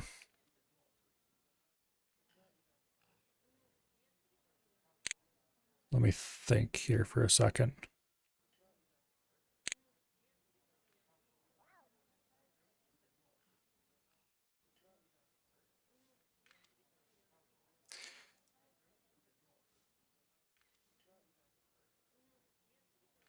No, that wouldn't work. Think about putting a rainforest restaurant somewhere over here and wrap the exhibit around it, but it doesn't really work anywhere. It would work here, actually. And that would cut a few tiles off that, but it would still be enough to fit 2 hippos, 3 flamingos. Because flamingos take 15 tiles, 2 hippos, 2 flamingos, which is the minimum size for everyone to be happy with their animal counts and everything, is 100 tiles. Because 2 hippos is a 70 tile, and then another 30 from 2 flamingos.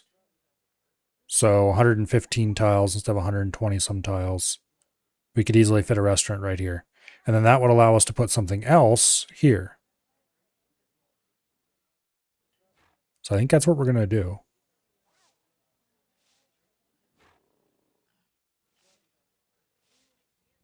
And this would only cut like 4 tiles off that 22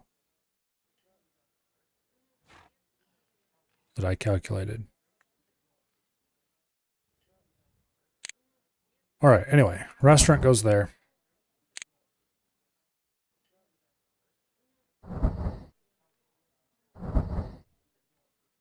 Path goes there. 50 tiles.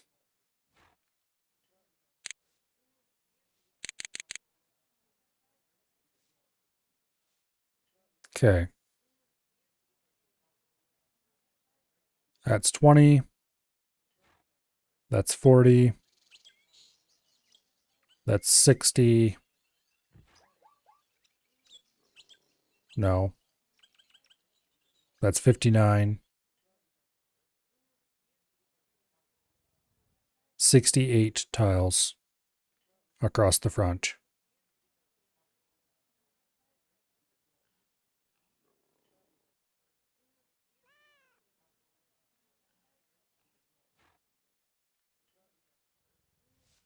So we have 118 tiles total, which would be just enough.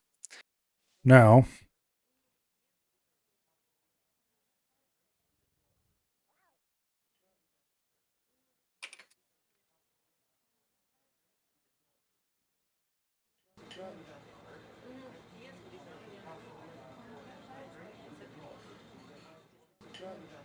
two hippo, three flamingo, 118 tile exhibit. I know from experience that we can use short fence for all of this.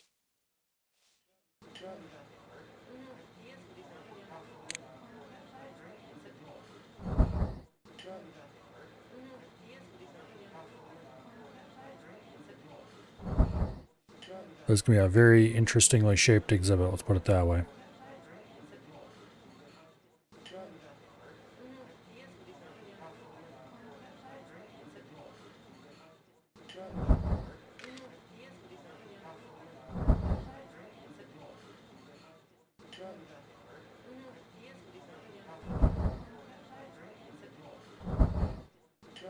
That restaurant's already making money despite being kind of out of the way.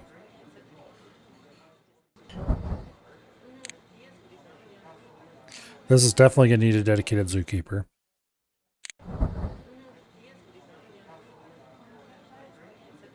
Actually,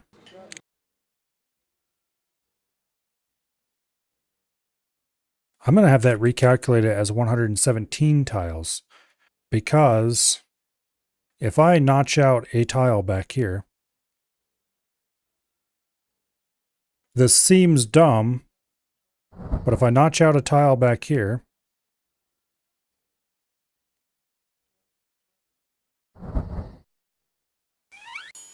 then the zookeeper has nowhere to go except to this tile. And while you can't trap zookeepers inside of an exhibit, they will eventually just stop working. You can trap them so that the only places they can go is a tiny area outside and inside the exhibit. Because then they'll leave the exhibit, they'll turn right around and go right back in. Usually. Or they'll stand in the tile and go right back in as soon as they can. So by trapping our zookeeper on that single tile, we can ensure he never goes home and sees his wife and kids again. We can ensure that he diligently takes care of the exhibit. All right.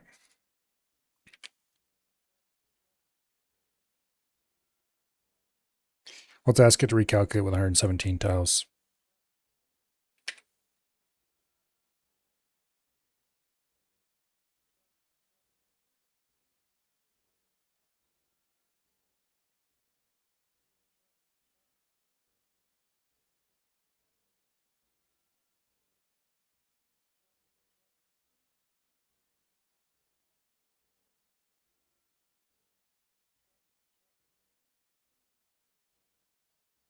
Okay.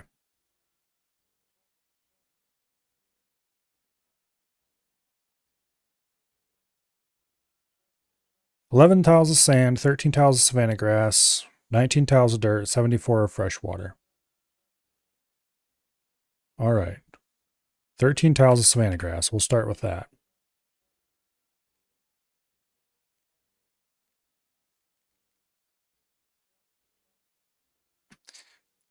Let's go ahead and rotate this so we have a slightly better view.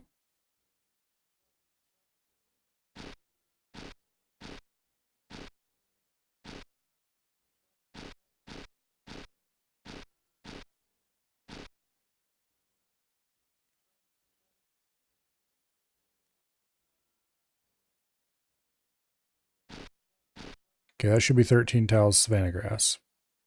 2, 3, 4, 5, 6, 7, 8, 9, 10, 11, 12, 13. Okay. Next. 19 tiles of dirt. Okay.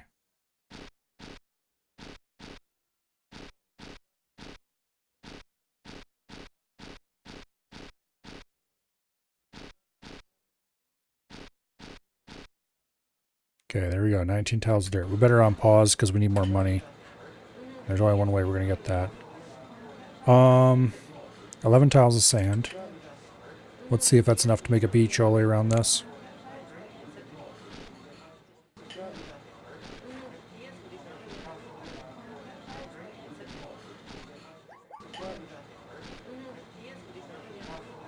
Okay, it is.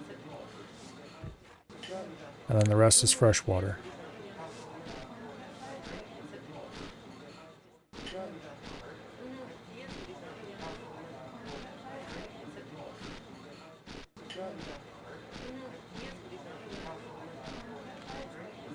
All right.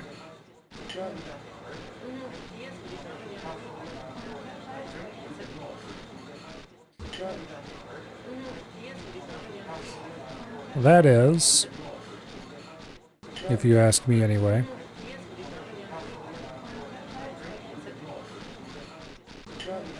going to be quite a cool little exhibit when I manage to pay for it.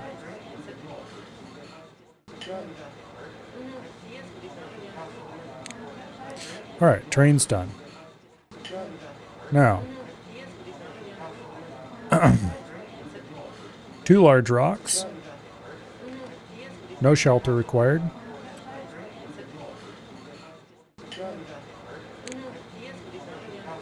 Okay.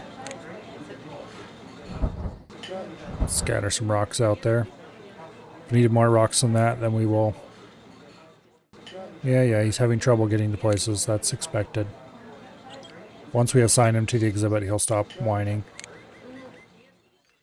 Alright, well, we're going to have to wait a little while before we can actually afford the animals, but that's fine. This place makes money.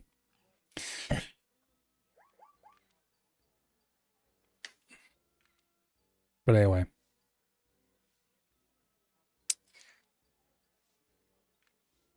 This is definitely the most extravagant exhibit that this zoo is going to have. Well, aside from this other giant savanna exhibit over here, I guess. Speaking of which, it looks like a bunch of the ostriches grew up. So, let's get them under control.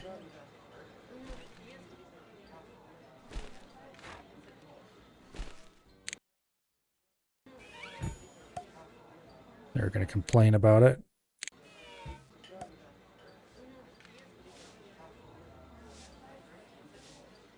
Okay, you grew up.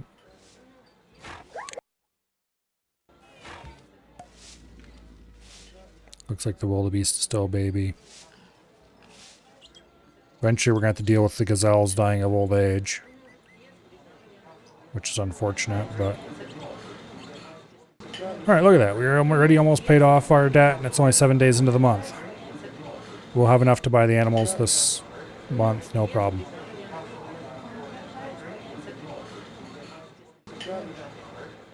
Yeah, the last zoo we did, I had a couple zookeepers who I built short runs of fences.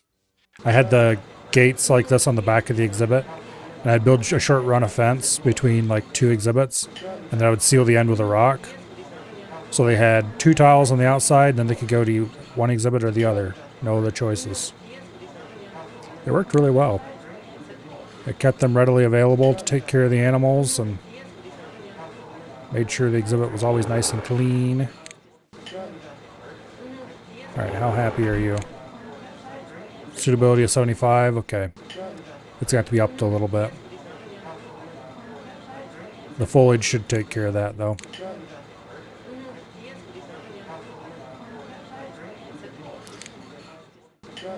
Okay, that was a female hippo, so we stick in a male hippo. That should immediately make it happier. And then when we start adding foliage, that should make it happier.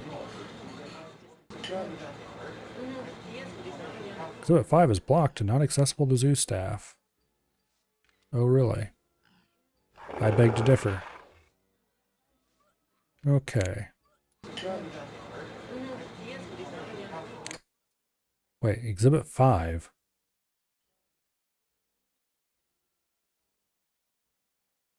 Which one is that? Also, we need to hire a repair dude, because Some of this fence is starting to break down. I don't have the money to pay for him. That's this one. Oh, he's complaining because this zookeeper was trying to get over there. Okay. Yeah. That's not actually a problem. Okay, you go repair fences. Now, flamingos. We need to have 3 flamingos.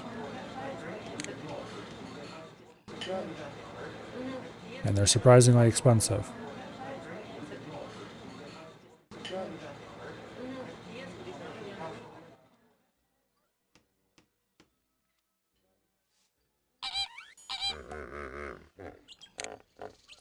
Got some sort of random reward.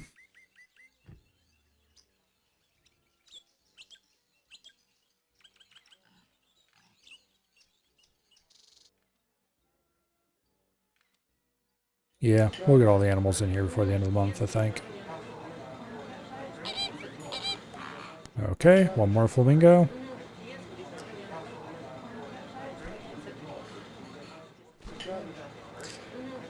Now, technically, if I wanted to be a cheap ass, I could put in thorn bushes. And that'd make everybody happy. But the waterweed looks cooler, so I might do a mix. Just a couple thorn bushes and then a bunch of water weeds. Okay, that should be all the animals. These guys are at 77 suitability. These guys are at 75 still. Alright. What is actually their foliage preference? I'm pretty sure it's the waterweed, but what is the actual...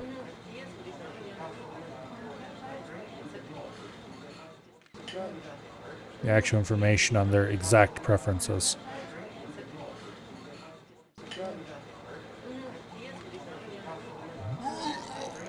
Okay.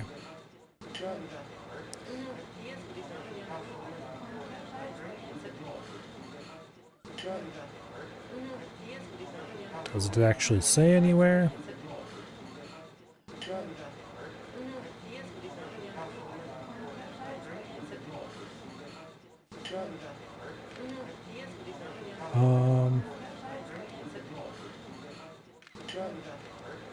Okay.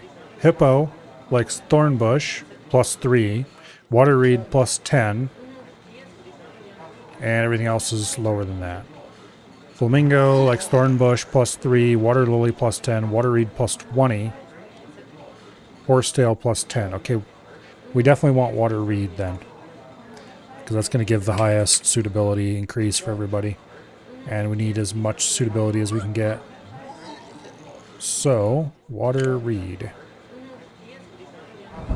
It's kind of interesting. The waterweed consistently ranks higher in animal preferences than usually even the plant that they're supposedly like the most. So like lions, the tree that they supposedly like is actually worse for them than just putting water reeds in their exhibit. Okay, that gets them to 81 and gets the flamingos to 86. Exhibit's not big enough for the number of animals it currently holds. I carefully calculated that, you piece of shit. Feeling crowded by too many guests. Yeah, that's fine. Okay. Too much sand, not enough water. What are you guys at? 86. Okay, how many tiles is this for sure? Make sure I didn't miscalculate it. I might have miscalculated somehow. Oh, I see what I did. I did miscalculate. Alright, flamingo number 3, I'm gonna sell your ass. And that should probably get it much closer on the number of animals. Although it might still be too small. I calculated this as being 5 tiles instead of 4. 3, 4, 5, 6, 7, 8, 9, 10, 11, 12, 13, 14. That should have done it. And it didn't, which is interesting. Okay.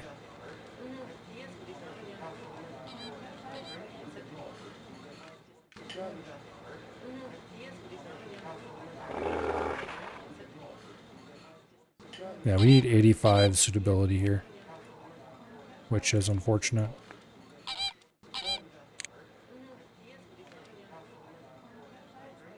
Too much fresh water, not enough dirt. If I was to go ahead and add a little bit of fresh water instead of sand, that makes the hippos slightly happier. Makes the flamingos slightly less happy. There's 500 guests. Alright. Got portal amulet, 100% homing, gravity ring, swiftness, arc shot, split shot, fire and lightning rings. Yeah, that's what I was considering would be if I deleted a couple tiles here. Let's see. Let's count exactly how many tiles we actually have.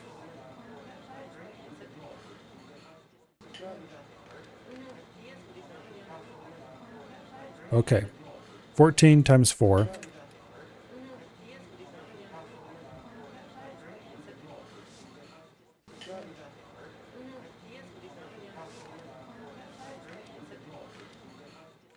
Plus 50.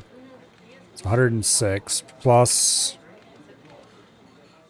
2, 3, 4, 5, 6, 7, 8, 9, 10, 11.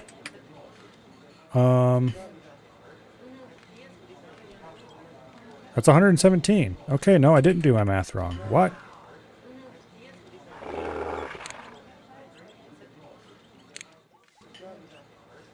These guys definitely want 50 tiles each. I think.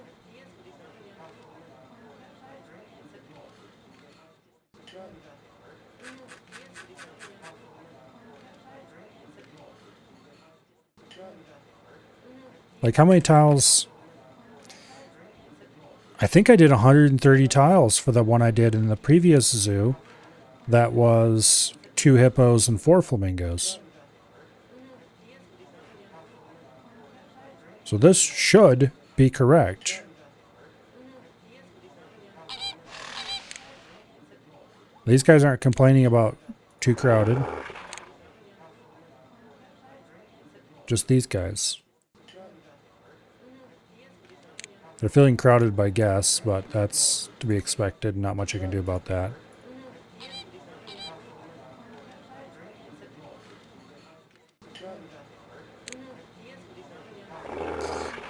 Well, we're not going to be able to get 85 suitability on those guys anyway. So what's probably going to happen is that we're going to sell all the animals out of here and here that don't meet the requirement when we get close to the end of the scenario. Because we do need to have 85 suitability. What was that message that was up there for a second, Red?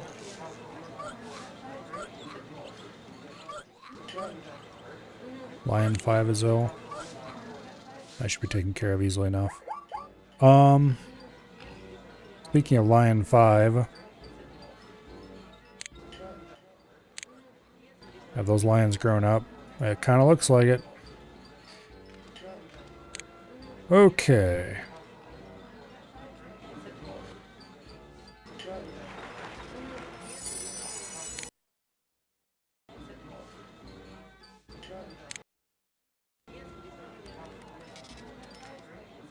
Alright. Lion population has been pruned.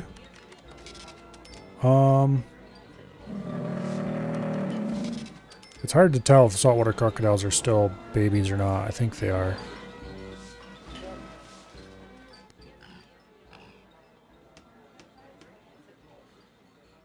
Okay, we definitely have to prune the wildebeests.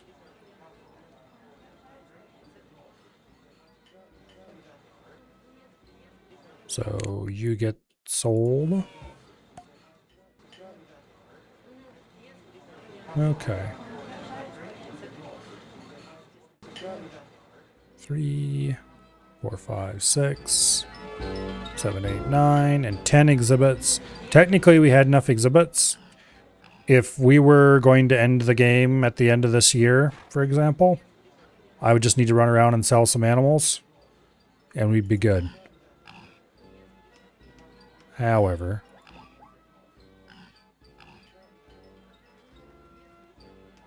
I'm going to sell Emperor Penguin 1 and 2. Just so I don't have to deal with it later. There.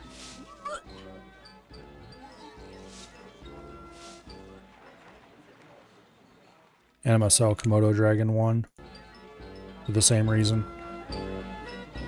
Don't want to have to deal with it later.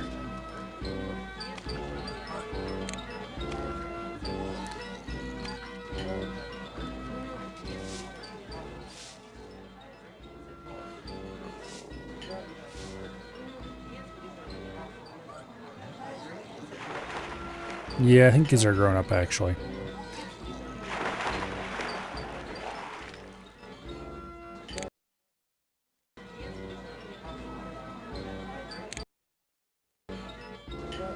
There. Okay.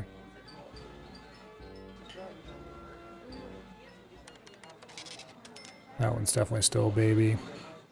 Oh, we have way too many warthogs in here. We have 8 warthogs in this little thing. Holy crap.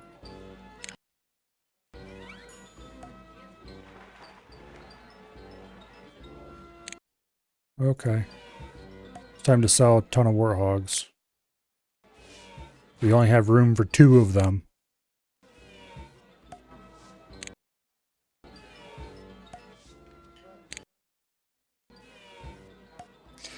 I guess they got missed in all the earlier pruning somehow.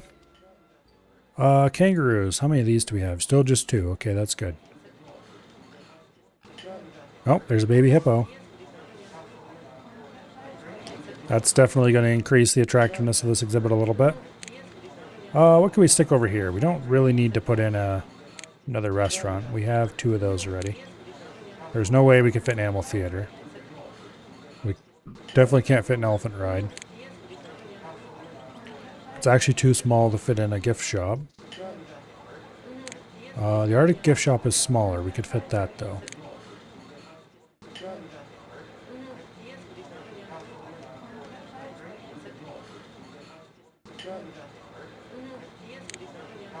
Yeah. We could probably fit in another carousel. Not actually have guests be able to reach it. No, we couldn't. Okay. Petting zoo is too large.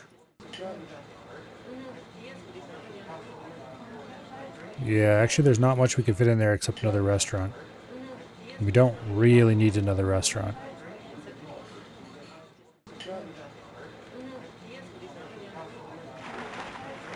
I wish instead of making it so that you can't modify the train, they just made it super expensive to do so. Because then I could raise like 1 tile and put a carousel over there. Oh well. That's just the way things are. I think this is a 2-year scenario. Yeah. So we've got a whole entire year to sit here and do a whole lot of nothing.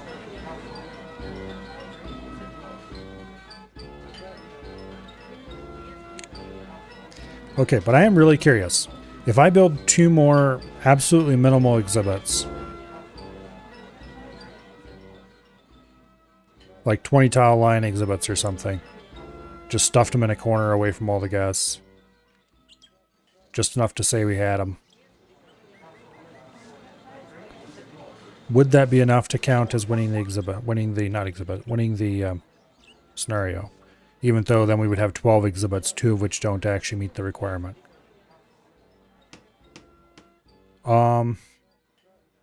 It's not like we don't have money, and it's not like we have anything better to spend it on. So let's just throw together some temporary exhibits to find out.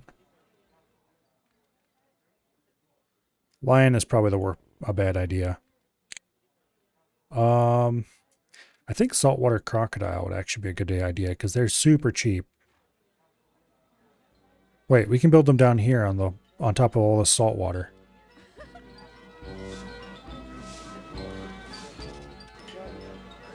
So even better, we can jam a couple of them right here in this area. And there'll be just more exhibits that guests can look at as they go by.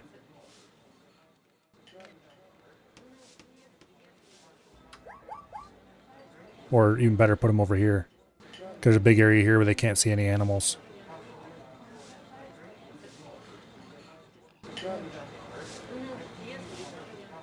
And there's no reason to make them really tiny either, because saltwater crocodile exhibits are cheap as shit.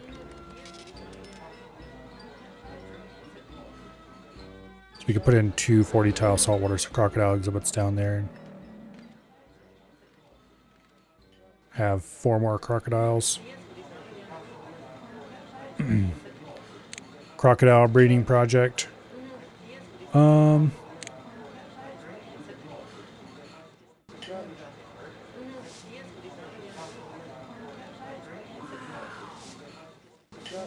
Let's see.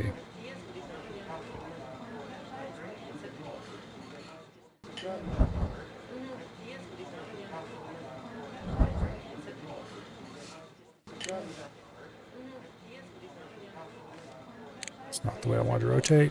These rotation keys never seem to work the way I want them to.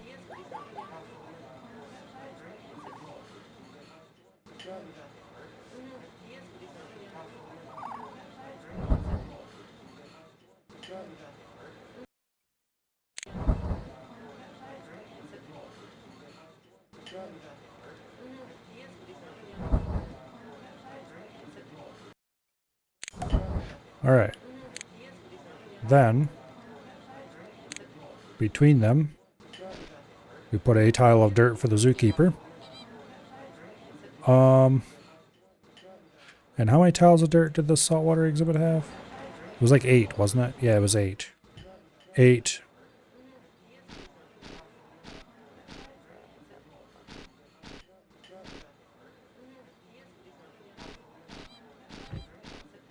Yeah, this can be super cheap. And then a rock each.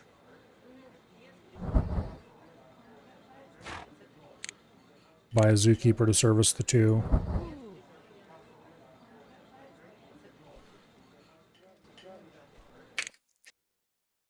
Okay, the zookeeper can teleport up to the top of that. That's not really ideal. So that means I am going to go grab a piece of fence, and we're going to put a little bit of fence right there to keep him from doing that. There, now he's trapped on that single tile. Now, saltwater crocodiles.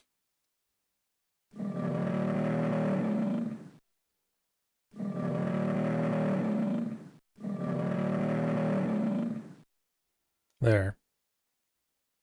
It's our crocodile breeding program.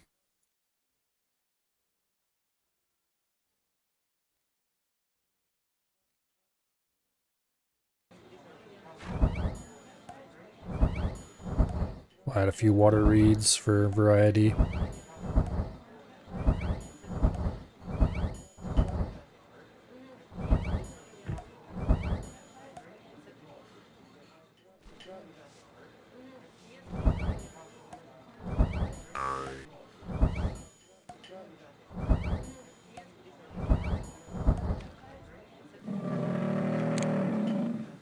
That gets 88% suitability on both of these. Now let's check the scenario information. Nope, it doesn't count. Okay. Boo. What it actually means is you need at least 10 exhibits, and all of them have to have greater than 85 suitability. Boo, I say. 3, 4, 5. I'm just recounting to make sure it's actually correct. 6, 7. Oh.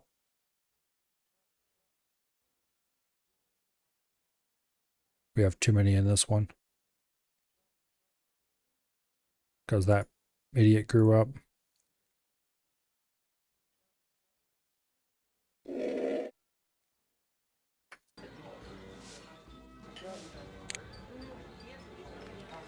Wait, did I never add trees to this? No wonder it's so low.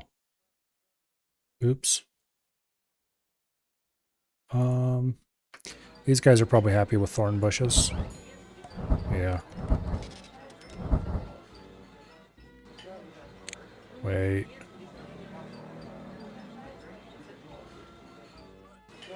Yeah, that's not a good sign. Okay, what do these guys need?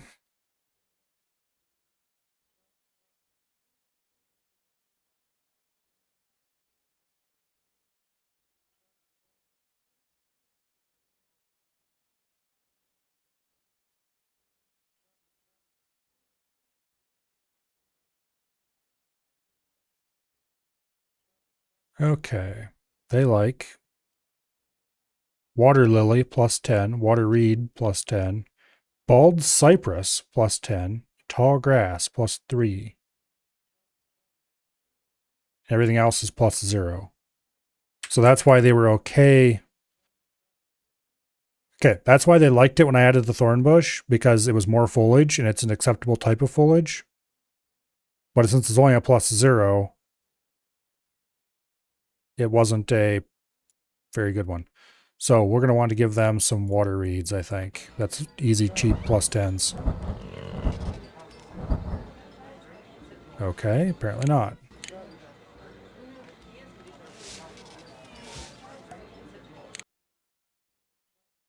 All right.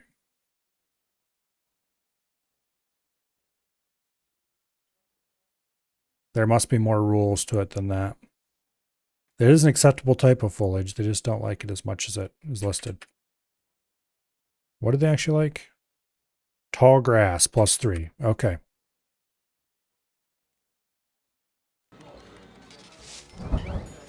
Yeah, there we go.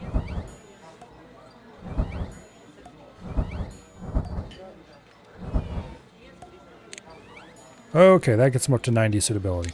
Now, if we check again, okay, it does work the way I thought it might. We just need 10 exhibits that have that suitability. If we have more exhibits that don't have that suitability, that's okay. They can be that way. Also, it looks like our anteater grew up.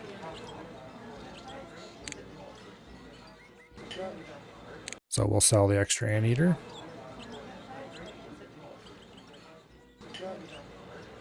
Okay, lovely. Now we have an entire year to do nothing but sit around and sell animals as we get too many of them. This is the number one weakness with the scenarios in this game. Because they're all set on time limits. And they can't end early.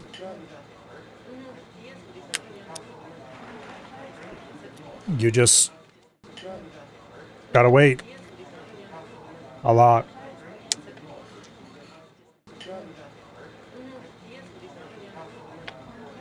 You used to just read or do your homework while waiting? Yeah. It's not that big of a deal, obviously, for the non-scenarios because, well, there you always got something to do. But in the scenarios, particularly the longer, later ones, it can be a problem if you know how to play the game well. Or if you're doing like me and outrageously cheating your ass off. Not that I'm actually cheating, I'm just looking up the information on how to make the exhibits so I don't have to figure it out through trial and error. Things like animal exhibit sizes are extremely useful for this kind of thing. Like what tiles can go in the exhibit, that's really easy to figure out manually. For mixed exhibits like this, the tiles that are being calculated are a median between the preferences of all the different animals that go in the exhibit. So theoretically, it should be a reasonable mix of keep everybody happy. Stuff like that. Wish you knew how to look it up back then, because never finished the carnivore scenario, because never get your hyena happiness high enough. Yeah.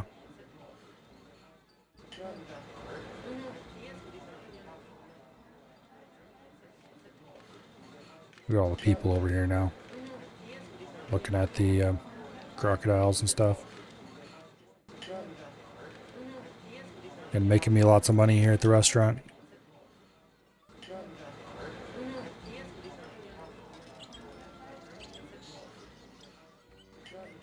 The kangaroo exhibit is a total ghost town.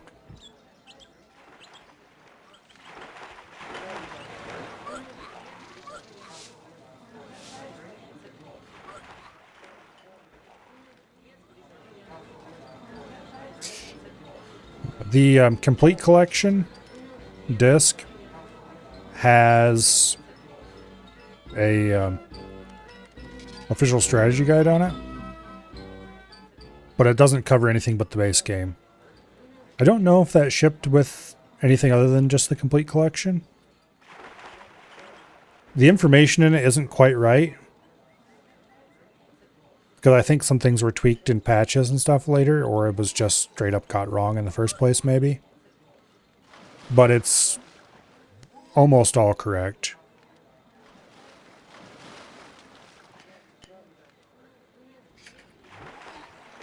Yeah. And then, of course,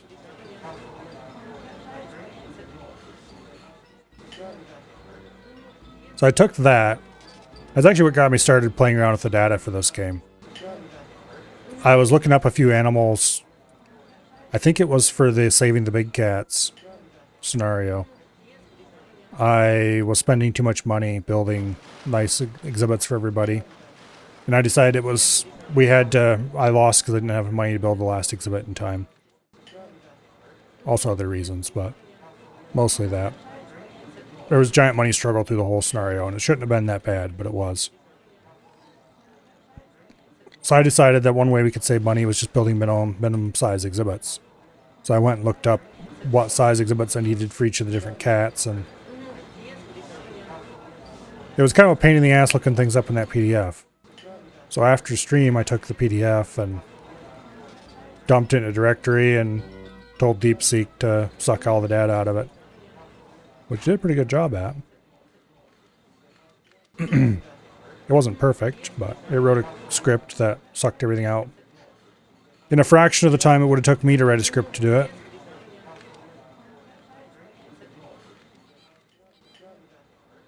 And from there, I was like, well, I have all this data. Let me add some more data to it. So I started digging around for other sources of animal information, and particularly I was looking for prices for trees and stuff. Various rocks, things like that. So I could have it calculate how much it would cost to build an exhibit.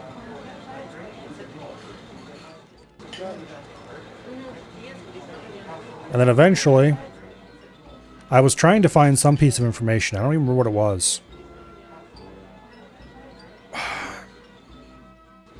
There was some particular thing I could not find prices for. I think it was some piece of foliage. Or was it some type of shelter? I don't remember. It was some item that goes in an exhibit anyway. I was trying to find a price for it, and I just could not find one anywhere. There was no source for it. The various wikis for the game didn't have prices, any price information for that. Whatever it was.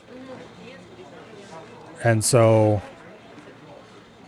I was trying to feed every way I could imagine to describe the problem into Google in hopes that it would find a new source I hadn't found before.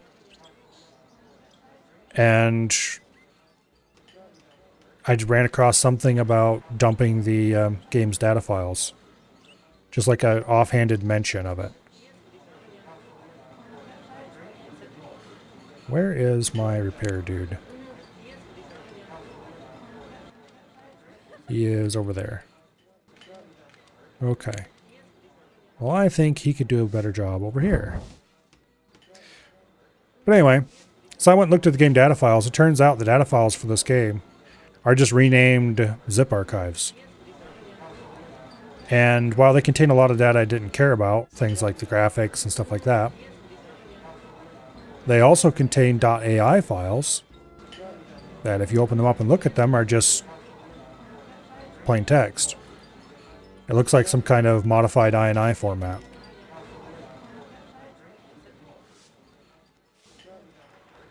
So once I realized that all the information I could ever want was there, I grabbed all that data and stuffed it in a database and been playing around with it. Well, I would say ever since, but I only spent a couple days on it last week, let's be honest. Yeah, back when I was a kid and playing this game, I did have the guide, but I didn't use it nearly as much as I'm inclined to use it now. I did use it occasionally to find certain information about some animals, but usually I would just figure out what terrain I needed through trial and error. And I did know about the foliage cramming trick from that guide. That was hugely helpful to young me. So I never really had any trouble with getting good exhibits for animals. But I usually just guessed how large the exhibit had to be and usually ended up on the large side. Which certainly would have made this scenario a lot harder for younger me. I'm not even sure. I kind of wish I had saves of it back then so I could go look to see how I designed my zoos back then. But obviously that all would have been lost long ago. If I had even made saves, which I didn't. Yeah, see, I didn't know about the name, that there was even cheats for this game until, I don't know, a few weeks ago maybe. Discovered it while I was looking up other information.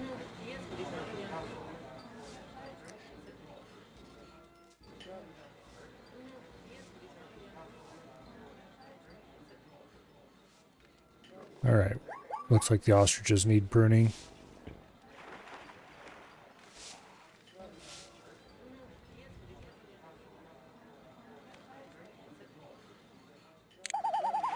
Here, get over here, I can see you. Yep, they're all adults, okay. Female, female, male, female. Sell you. Sell you. Okay. We only have one gazelle. It's a male. So we better buy another gazelle. These little bastards die so fast. And only having a small 2-animal herd like this does not allow them to replace themselves fast enough. Oh, we only have one zebra too. It's also a male. Okay.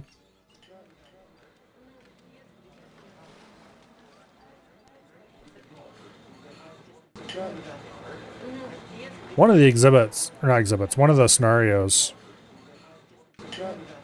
that we did a few weeks ago had the one with the requirements to have 2 of this type of animal, 2 of that type of animal, 2 of the other kind of animal. It was very close to the end of the scenario. We had just animals dropping dead from old age left, right, and center. That was a little bit tense.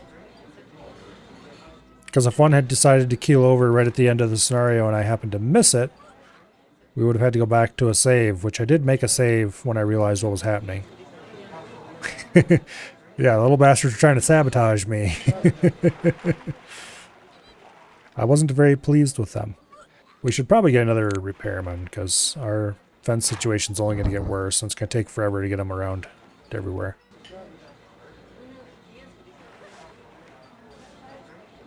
Also, any fences that are unreachable, I'm going to have to repair myself. Ugh. Not that any animals can actually escape from here, but it's the thought that counts.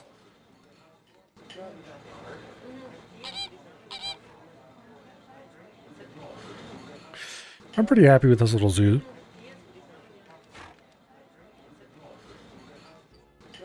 Guest happiness is high. We're at 98, actually.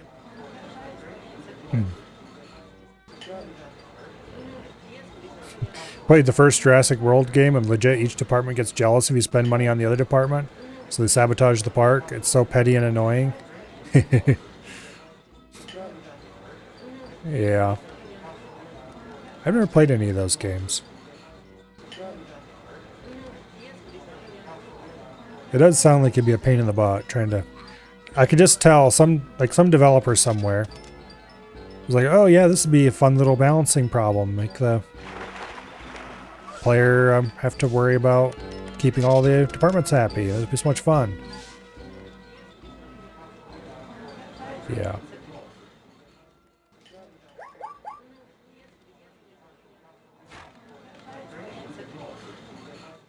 I'm sure someone somewhere enjoyed it.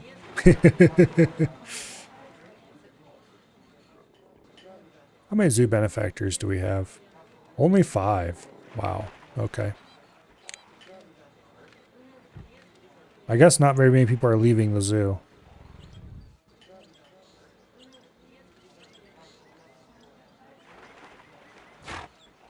Yeah.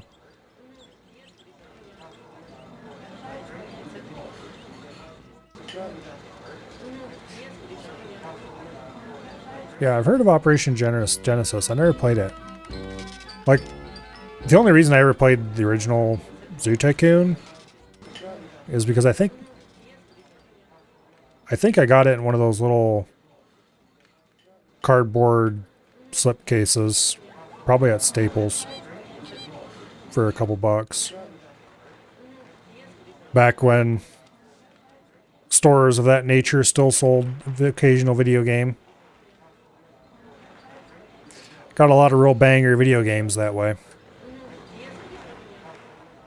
Get like a jewel case with a little slip case on it. Back in the mid 2000s or so. Games that were definitely not new anymore, but where's the zookeeper supposed to be taking care of you guys?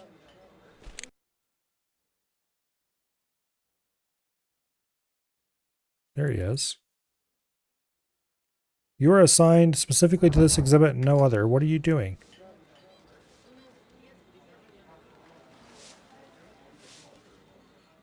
Whatever. Yeah.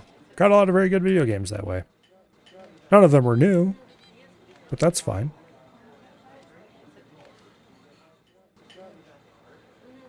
Saved young me a lot of money, too.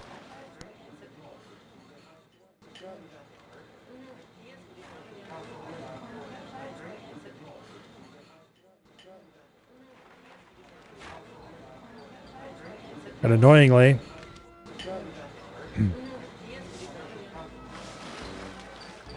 PC at the time wasn't that great either, so you had to carefully check the box to make sure you'd be able to run it. And I remember I bought a copy of Freelancer, which is an extremely good video game, by the way. Quite old at this point. A little bit hard to run on a modern PC, but quite good. Anyway, I bought a copy of Freelancer because it was cheap and it looked cool. But, notably, my PC at the time couldn't run it. And I actually knew it couldn't run it when I bought it. But I figured I would be able to get a new PC eventually, or a different one at least. And hopefully that would be able to run it. So Freelancer went on a shelf. And then a few months later, sure enough, I managed to get myself a slightly newer PC.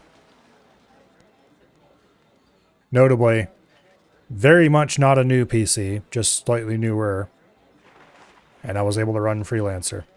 And that was a glorious day. Actually, I think my PC at the time might have been able to run it, but it didn't have a DVD drive. That's what it was. I needed a PC that had a DVD drive. And then I got a slightly, just very slightly better PC that did have a DVD drive on it. I don't even remember. I think somebody gave it to me or something. Because it was a used old piece of shit PC, and it replaced my slightly worse used old piece of shit PC. Bought Jurassic Park Scan Command to force your dad to get you a PC. Whatever works.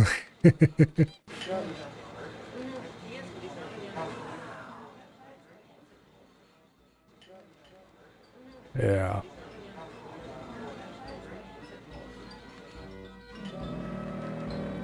Like around, I think it was probably 2005, maybe 2006, somewhere thereabouts, is when I got my first PC. And it was a Windows 95 piece of crap with not very much RAM and not a very good processor. I don't remember what I even had.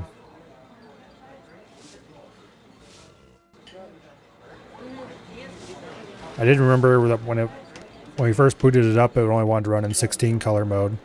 So we had to get some drivers installed for it that would let it run higher than that.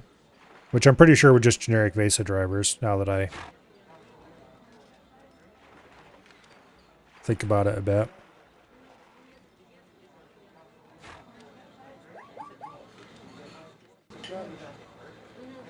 And that got it to be able to run in true color. Ooh.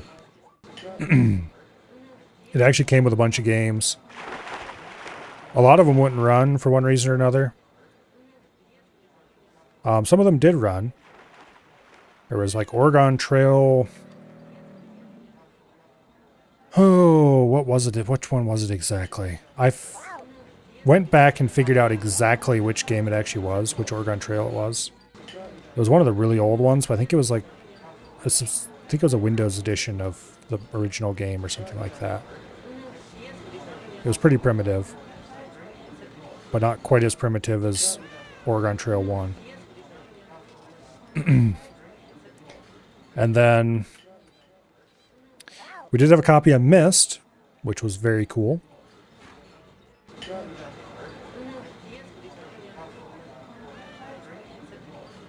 Never did quite finish Myst on that PC. I didn't finish that game until years later. But we got a bunch of the ages done. We got thoroughly stuck on the mechanical age. I think it got thrown away at some point, but I used to still have a hand-drawn map of the maze for the sound-based age.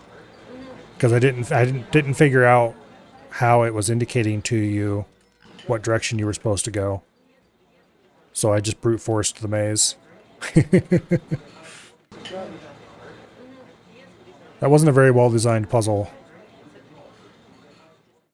It looks like we have too many hippos.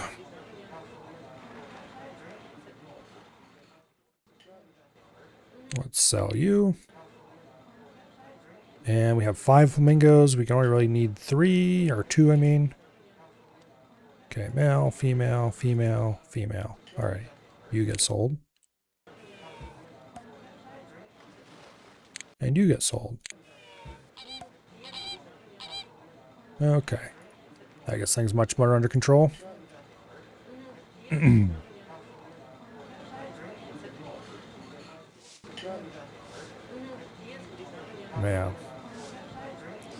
We had some kind of sampler disc that had a whole bunch of demos on it, some of which were pretty cool.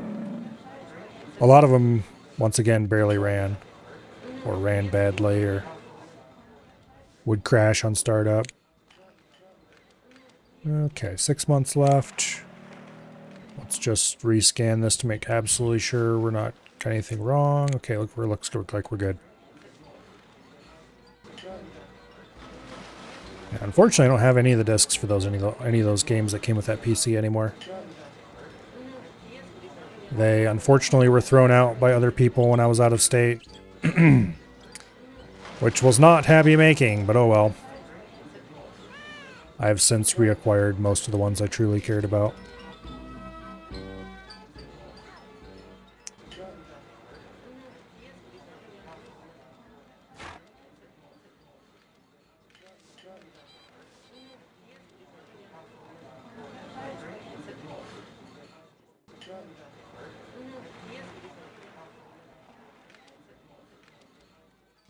And then, of course, all the games I bought after that. I have... at Mom and Dad's house in Michigan, I still have, like, on a shelf somewhere in my old room, there's giant stacks of discs. I should probably pack those up and bring them back down here with me some next time I'm around, but then I would have to store them instead of making them store them. That room long has pretty much everything of mine moved out except the stacks of crap on the on a shelf that nobody cares about.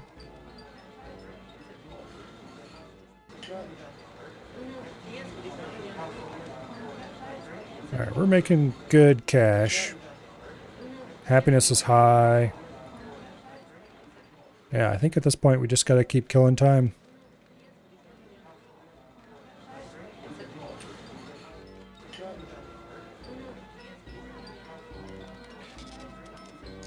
I should at least take some photographs of that disc pile.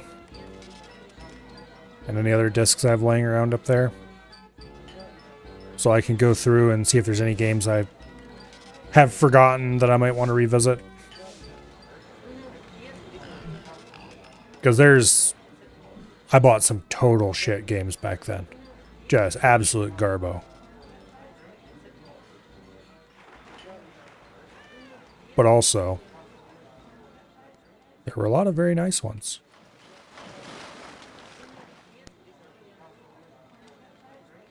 Let's prune the crocodiles here a little bit.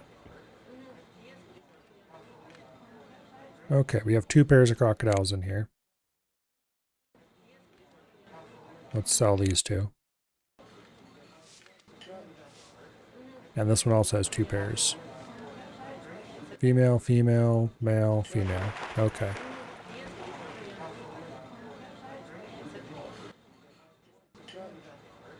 Let's sell 5 and 9.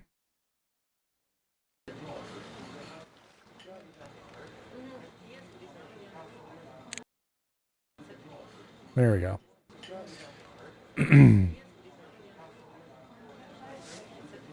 Yeah.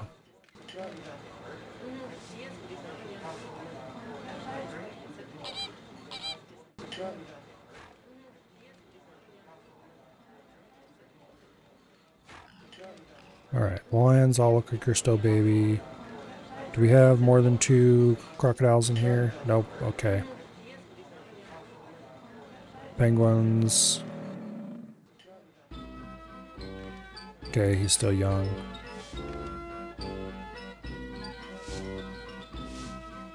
Two Komodo dragons. 2 buffalo. 2 anteaters. Alright. Things are looking pretty okay. Yeah. I always was and still am the only person in my family who's all that technologically inclined.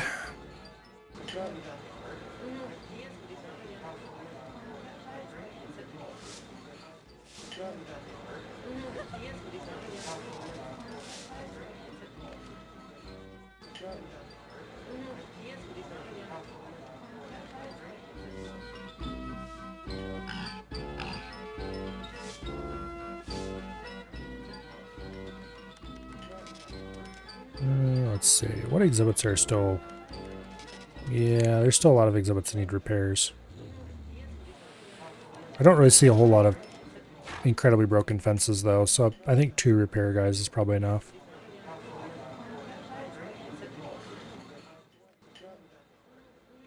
Yeah. I really wish I'd kept some of my old stuff. For example... Years and years ago, obviously, I had a Game Boy Advance SP. And occasionally I'd trade games and get other games. But, like, that never really made good financial sense. Even then. Sure, it lets you get maybe another game, but then you don't have the old game anymore. And at that point... I was much more excited about the prospect of getting a new game than I was the prospect of going back and playing the old one. But inevitably, you end up wishing you could go back and play the old one. I had some pretty cool Game Boy games back then that I should probably look around and see if I can find ROMs for them or something.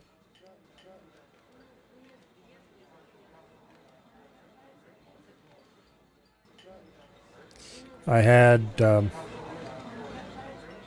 a variety of ones that I actually kind of liked a lot. Which, honestly, weren't very good games when looking back on it. But anyway, that got traded in to get a PSP. Like the whole thing and all the games I had left at the time.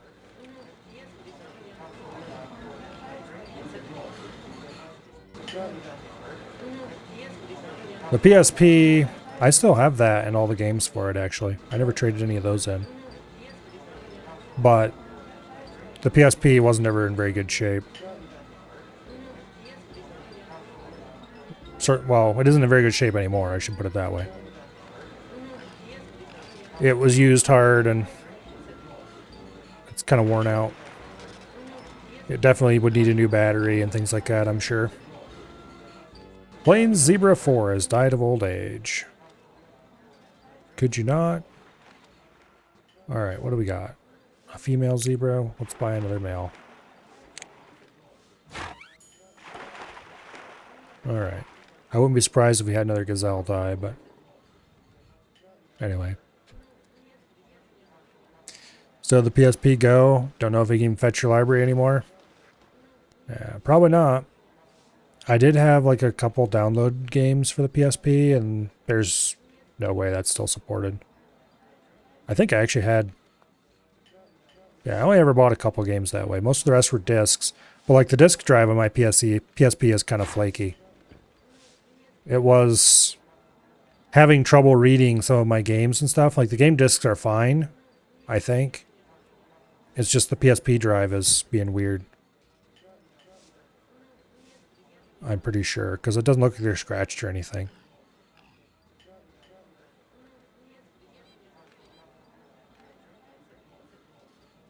One game that I really don't...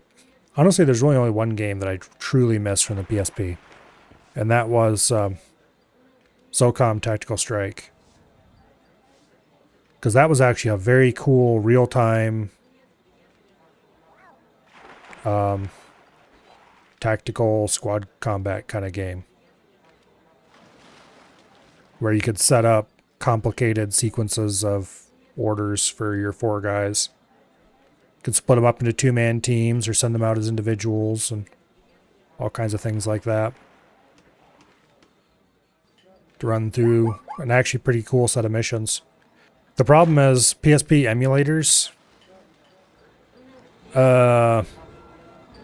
Yeah, they exist, but their controls are really not great. In my opinion, anyway.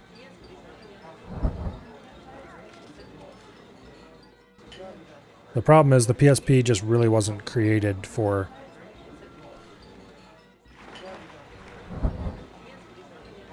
the way the stick on the original PSP is. It doesn't play very well with any kind of modern controller or whatever. Because a lot of the times, since the stick was on the quote wrong end quote side, you would use like face buttons or something for movement controls or camera controls even sometimes. And that does not lend itself well to playing with a proper controller. You can emulate the PC pretty well though, or PSP pretty well though, as far as performance. It's just the controls are janky and weird.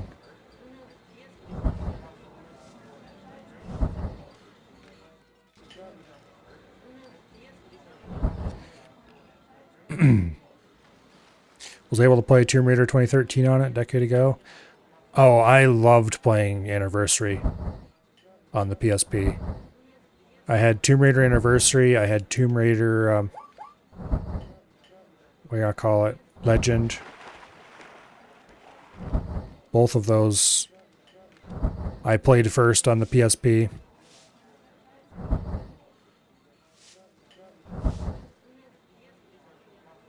That was a really good game system for a handheld. It's honestly the only Sony game system I...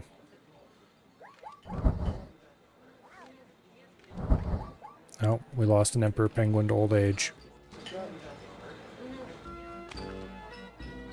And now we're stuck with 2 female penguins.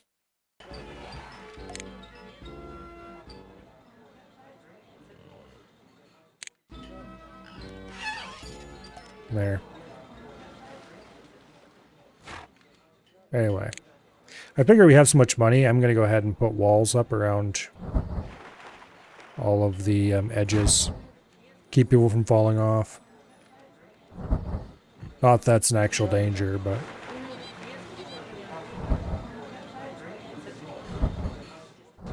It's not like I have anything better to do with the money.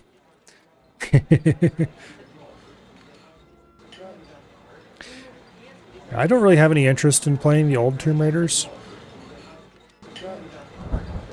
But I really like Anniversary, Legend. Underworld was pretty good. I should replay that game. I haven't played it except the one time. And that was years ago.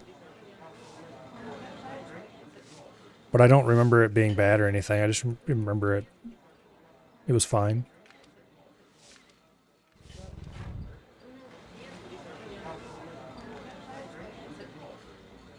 I'm kind of looking forward to the new Tomb Raider, because that's supposed to be another Tomb Raider 1 remake, like Anniversary was, and I'm hoping they can do a good job of it.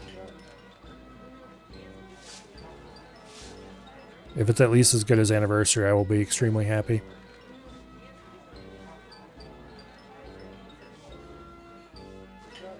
Anniversary 2. I hope it's good. That's all I can say. I do like the new Tomb Raiders as well. They're not the same as the older ones. I guess I should say the middle ones. Like the early Tomb Raiders, I never played those. I don't really have any opinion on them. The middle ones, Anniversary, Legends, what do y'all call it? Underworld. I liked those. And then the later Tomb Raiders, they're different, but they're good in their own way.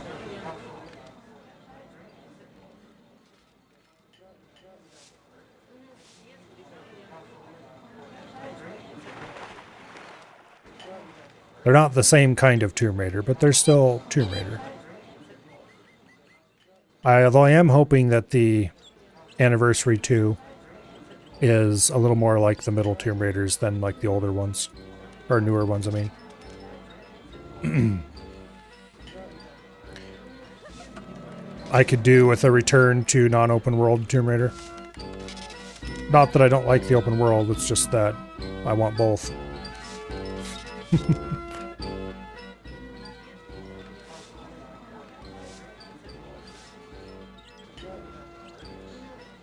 Yeah, the new Lara Croft, the Lara Croft actor they're using seems fine. I don't think I've played any games that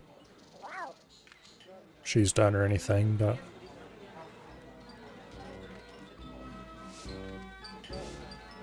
I don't know. Hopefully the blue hairs don't get a hold of it and ruin it.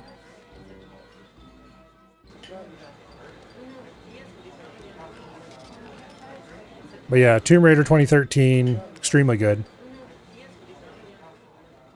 And I didn't like the last one quite as much as I did the others.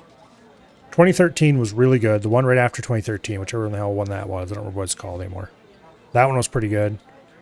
The last one, though, it was fine.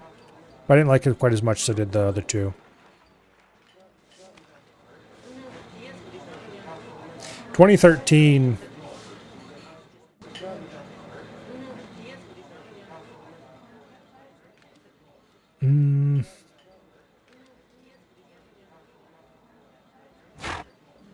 Oh, I'm not sure how to say it. It obviously didn't have as many systems as some of the other ones, the later ones, because obviously it was the start of the series. Start of the... I don't mean the start of the series, but like the start of the particular sequence of series. The new trilogy, or whatever you'd want to call it. Here, repair that fence. It's extremely broken. Anyway. The next one after that took all of the mechanics from 2013 and then added a couple more of its own, which were all pretty cool.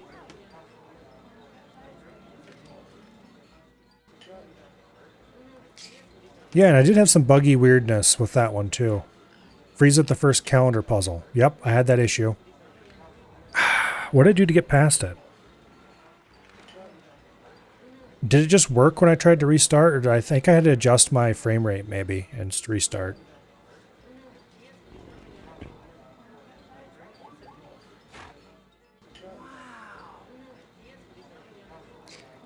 think I did have to adjust my frame rate and then it worked. Because I played through those not too long ago, actually, because I remember I was doing it on Linux, so that would have had to have been less than a year ago that I played through those.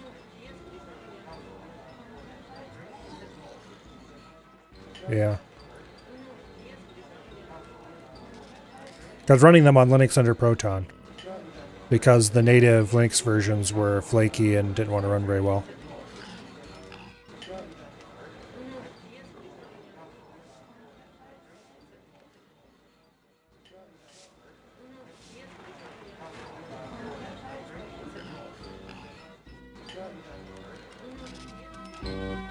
Yeah, because like right now, this is running in a Windows 98 emulator. But that Windows 98 emulator is running under KDE on Linux.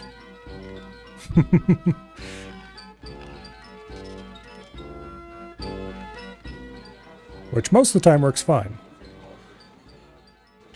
But occasionally with some games you have to tweak things a little bit. And the Tomb Raiders have native Linux versions, but they're flaky and weird and don't work quite right. And it was easier just to run the Windows version.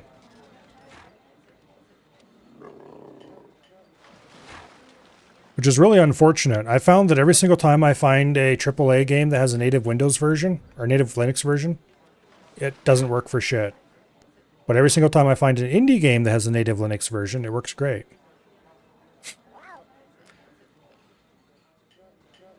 I don't know.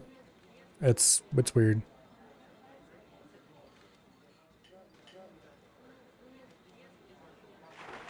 Not that there's that many AAA games that have native Linux versions.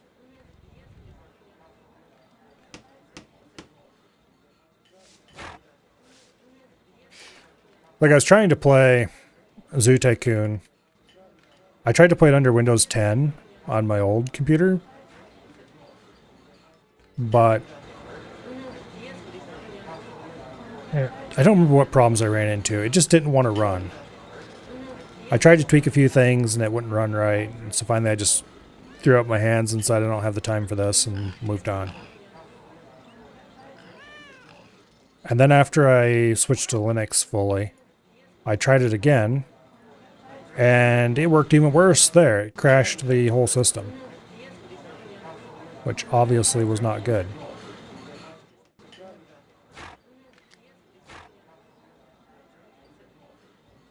But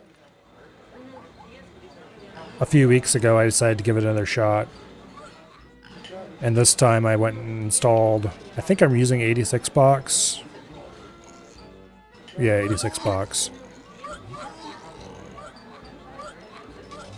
And then I set it up with more or less period correct hardware. I think it's emulating a Pentium 2 right now. And then installed Windows 98 on it. Because Windows 98 is a lot easier to emulate than XP. And it worked great, so here we are. Zoo Tycoon in 2026. Keep all your old laptops for that reason. I sometimes kind of wish I had kept my older PCs, the hardware. I could definitely... Some of the hardware I think I still have, but some of it I think got thrown away at one point or another. I never really had anything amazing that I would have actually wanted to keep as far as interesting hardware. Outside of, like, I would like to have, like, would like to still have the Windows 9 or Windows 95 computer that I started with. Purely from a point of view that it would be kind of cool. But at this point I would have to have probably some serious repairs done to keep it going.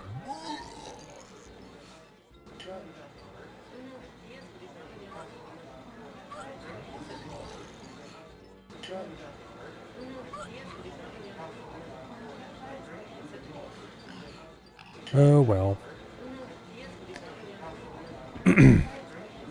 Emulation has come a long ways. Like this, most of the time if you're running a virtual machine, it wouldn't actually emulate anything necessarily. You would just get a window to your real hardware. Sort of. It would emulate it, but it would emulate a... It would not emulate a real piece of hardware. It would emulate some simplified piece of fake hardware that maps fairly well to whatever real thing you have under the covers. Because virtual machines aren't really made for compatibilities type stuff. They're more for isolation.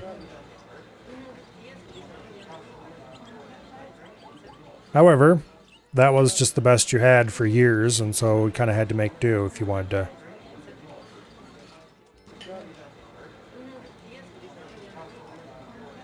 If you wanted to run things on an old operating system and you didn't have old hardware to go with it.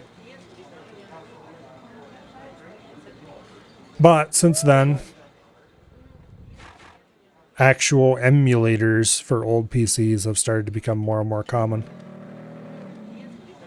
Like for a while, you really didn't have a choice beyond DOSBox, which was pretty useful, but now you have things like 86box and several others whose name I'm currently forgetting.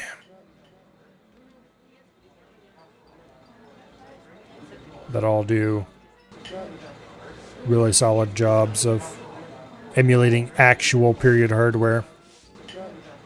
And not just any period hardware, but whatever period hardware you want to use in surprising detail.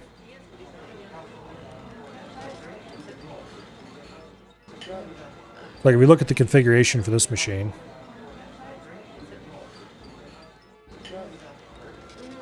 we have a specific motherboard emulated.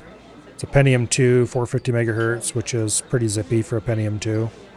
256 entire I almost said gigabytes. Megabytes of memory. A specific AGP graphics card, in this case the 3DFX Voodoo 3. A specific Sound Blaster sound card. And these are just the ones I picked from a list. I could have picked a much larger selection. Like I chose this motherboard because I could get drivers for it. I could find drivers for it easily.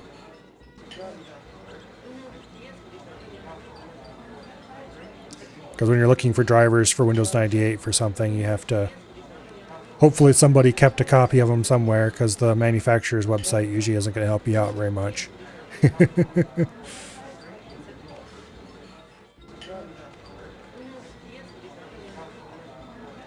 But anyway. It's pretty cool.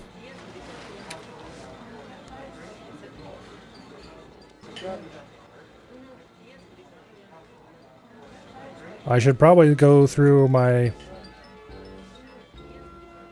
lists of games from my memory of the back then and see what kind of pieces of old crap I can find that were too young to run in DOSBox but too old to run in Windows 10, and see if there's anything particularly interesting that I'd like to revisit.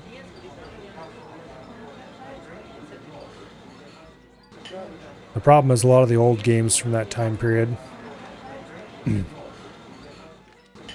I've either... well, for example, I used to love Age of Empires 2 from back then. But if I wanted to play Age of Empires 2 now, there's no reason to go play the original when I can go play Definitive Edition. So there's no problem getting that to run. Command & Conquer. If I wanted to revisit Command & Conquer 1, I could just play the remake. Guess I wouldn't call it a remake. The improved version anyway. Get slightly better graphics than what it originally had, and otherwise play exactly the same. All your old 90s and early 2000s Nancy Drew games finally made it to Steam. Used to be a sport to try to get them to work. Yeah. Yeah. A lot of old games, it's just so much easier to run them now than it was even a few years ago. Either somebody has updated them, or there's a compatibility tool that works.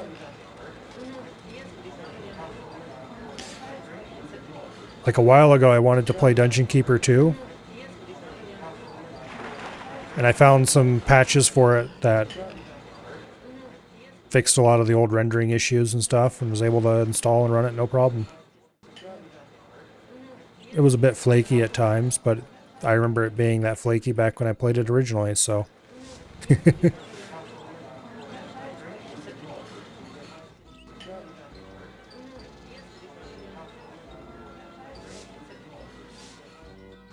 Oh...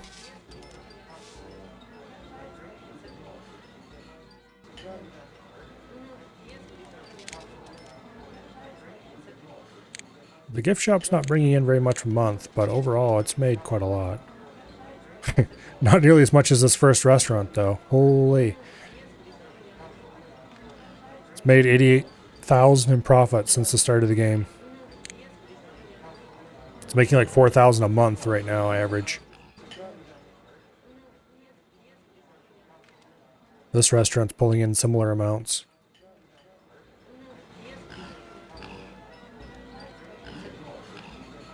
Those profits are even good for today's inflation.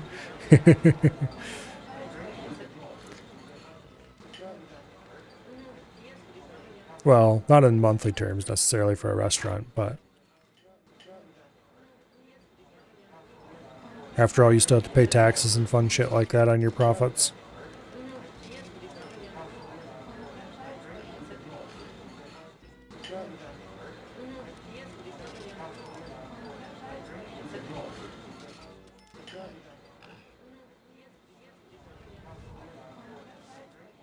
I only have these two restaurants. For some reason I thought I had a third restaurant. Oh, that's right. I was going to put a third one here and I put the carousel there instead. Okay. Well, that was a decision that I could have made, I suppose.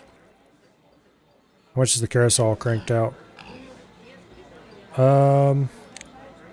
13,000? About 900 a month. Okay, that's not too bad. That's no restaurant, but it's better than the gift shop.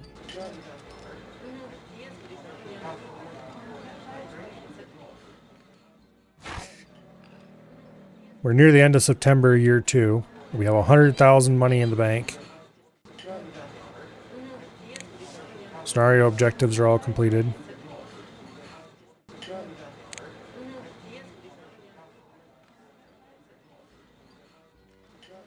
And except for putting up these fences, we haven't done anything for like a year in game.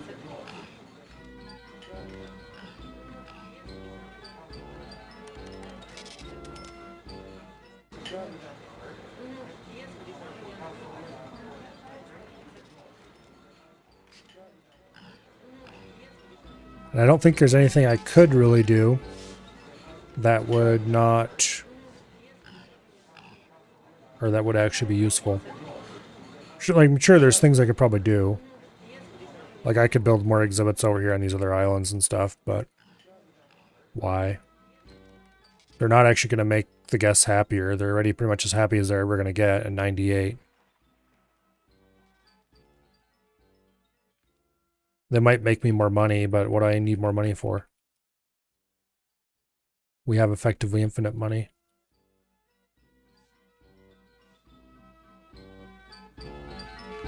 Could always drown the dissenters. Stop feeding some of the crocodiles and start feeding them guests. I think guests are listed as a prey type for crocodiles. Let's ask. Let's see.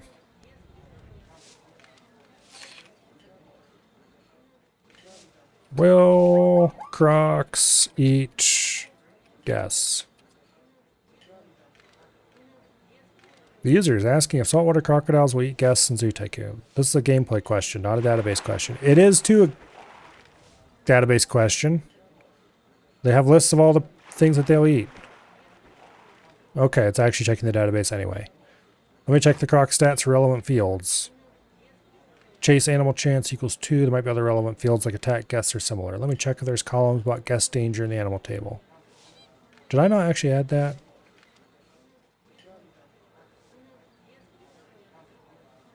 Okay, it's lying to me about that no animals attack guests.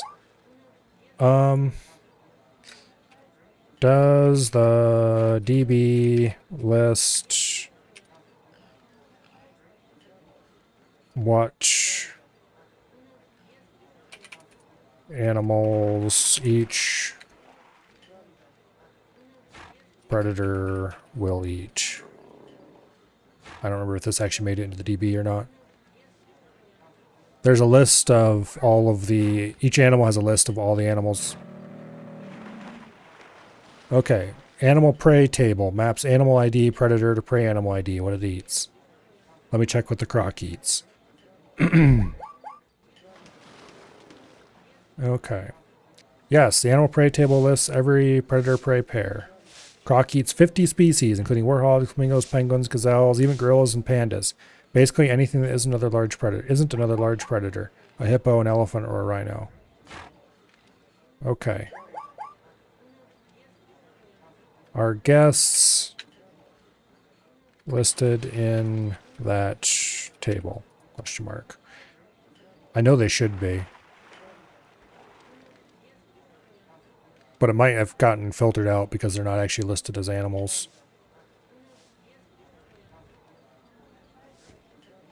Yep. Okay, so the guest information, who eats guests, got filtered out when I made the database. I should fix that.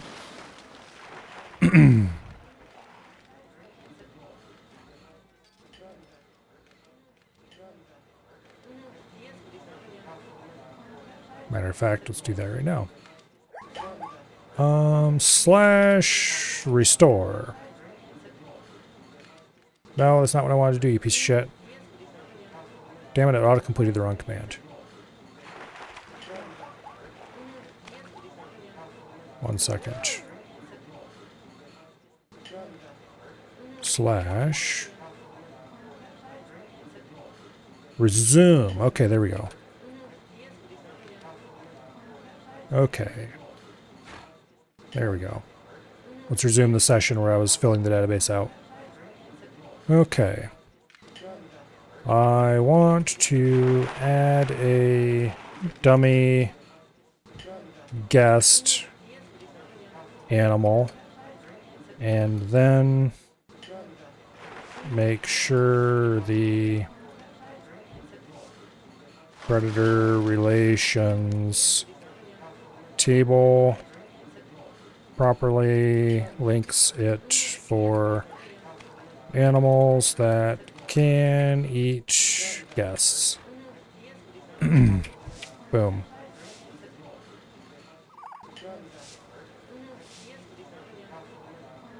We'll let it chew on that for a second.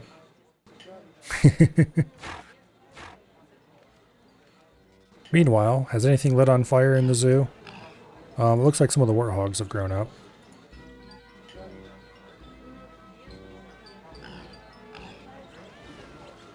Okay.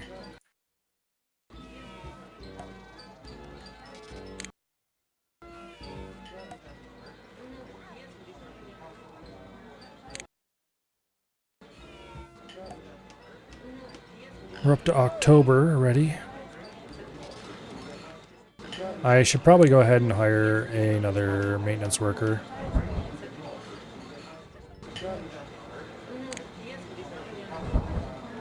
It looks like it needs it.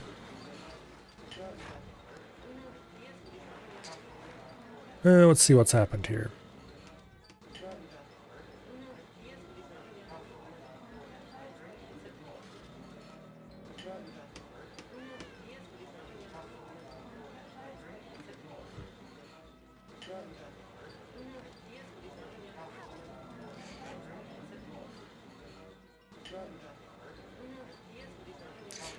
Okay. Add a guest row to the animals table. Link it to the prey table. That have animals that have man as prey. Okay, 59 animals have man as prey.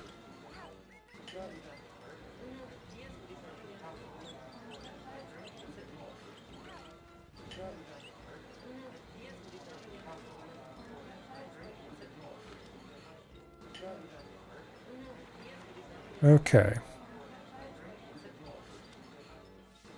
Now, let's resume the session we were at before.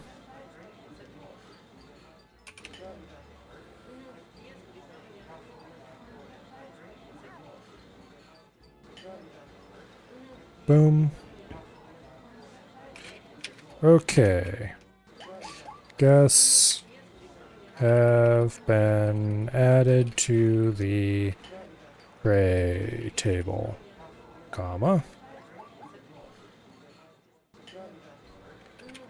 Check the croc again. I'm sure it does eat a guess, but we'll find out.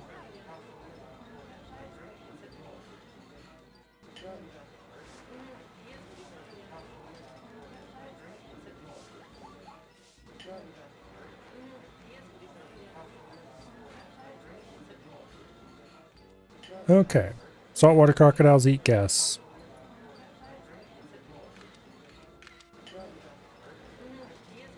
Unfortunately, I think they will eat guests if they're hungry enough. I'm willing to bet. Because they don't seem to actually... Like, I know lions eat guests, for example. Speaking of which, we need to better sell some lions.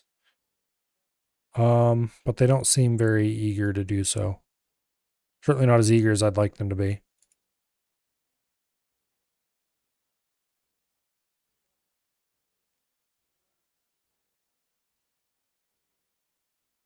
Okay.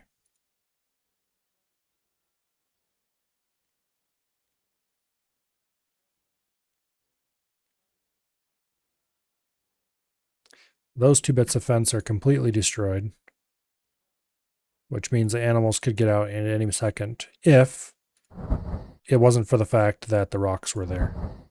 But we might as well repair those, because why not?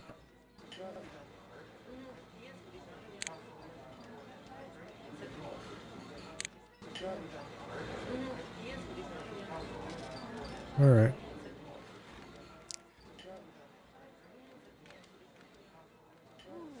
Guest happiness is down to 96. Oh no. Why are there 6 angry guests?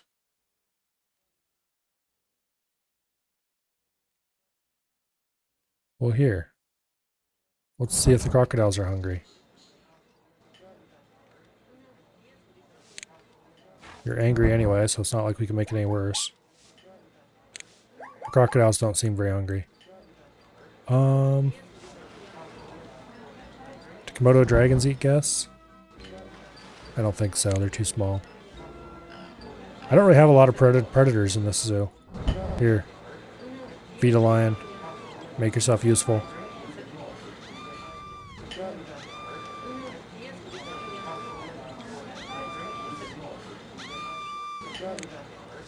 Alas, they don't seem to be wanting to eat them either. Okay, you may leave the zoo. Oh, you don't want to leave the zoo, do you?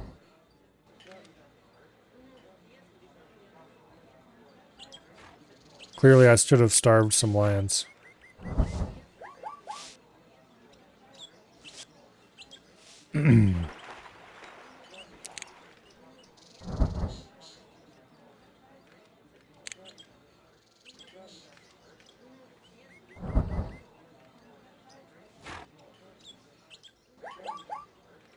Yeah, no, the crocodiles aren't interested.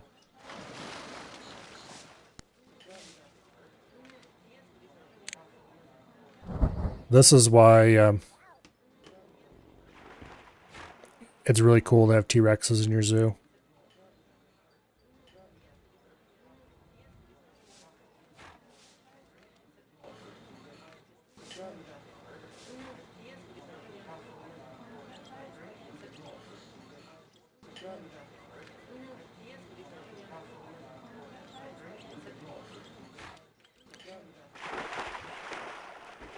Because T-Rexes will eventually solve a lot of problems.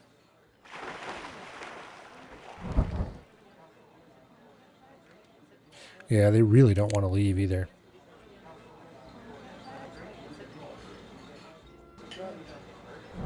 Here, feed a croc. Damn it, I feed my crocodiles too well.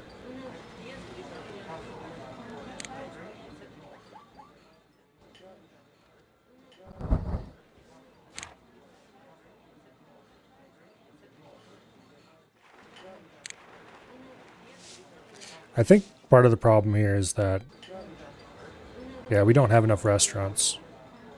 So,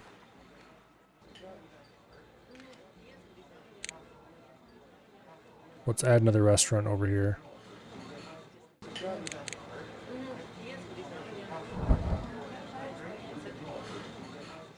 That'll help some. And I might nuke this and put a restaurant in there.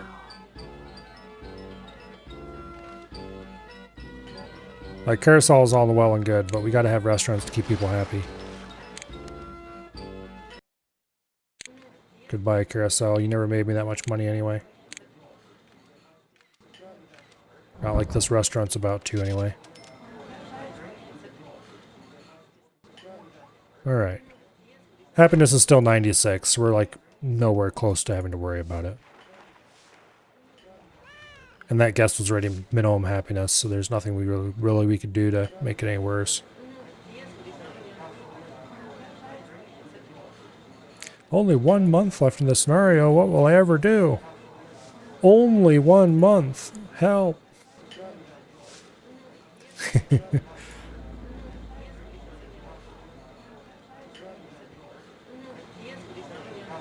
Why are the bastards not repairing this back fence over here?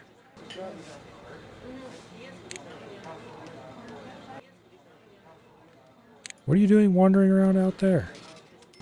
Get your ass over here and repair the fence in the warthog pen.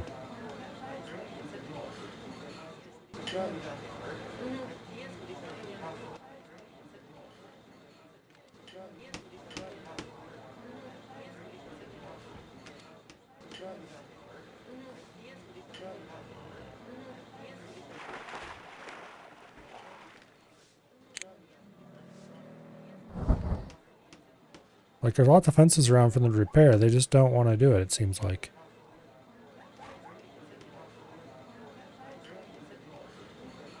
Whatever.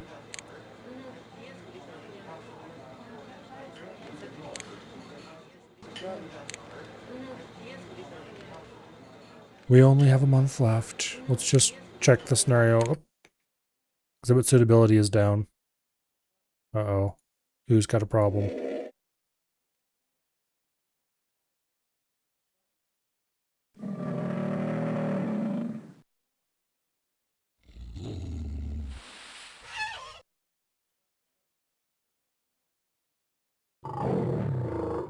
Okay. Oh, all the anteaters died of old age. That would explain that.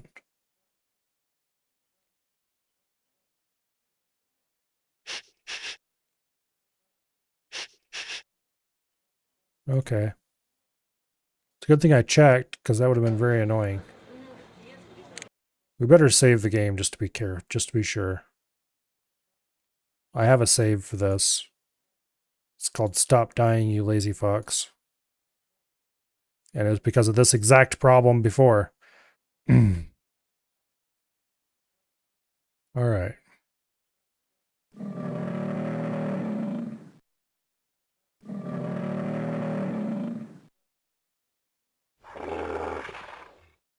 The hippo exhibit doesn't count.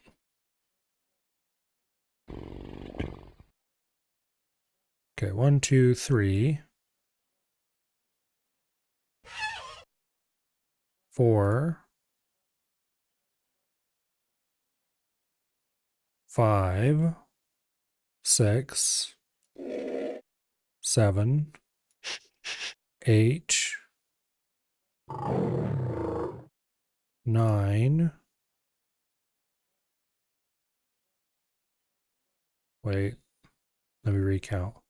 1, 2, 3, 4, 5, 6, 7, 8, 9, 10. Okay, that should be all of them. Okay, there we go.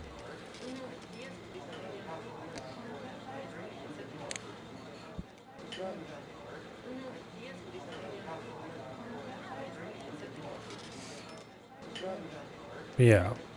Animals dying of old age and constantly reproducing and needing to have their numbers called is honestly kind of annoying. We're down to 1 ostrich and 1 gazelle.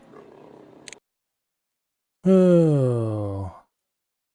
Not that this exhibit counts for anything, but let's see. Female gazelle, male gazelle, female ostrich,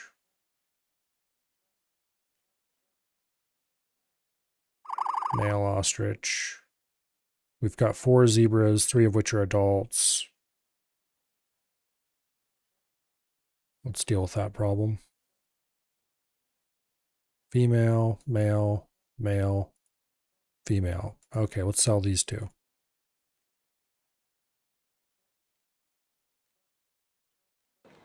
All right. That pen's back in shape.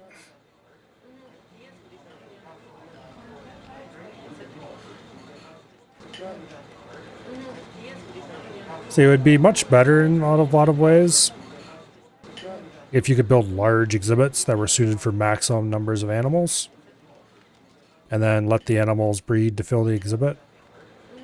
If they were a more... Like these guys in particular, if you could start with like 4 gazelles and let it grow up to max number of gazelles, you could have a huge, incredibly attractive exhibit. It'd be insanely expensive, but be much more likely to keep a stable population of animals with a larger population to start with. Lions are never a problem. You always have so many damn lions, you don't have to do them all.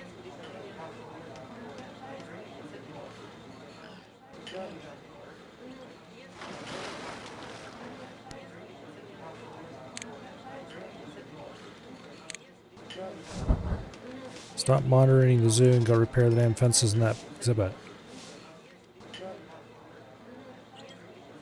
Apparently if they can't get to the fence from the outside, they just won't.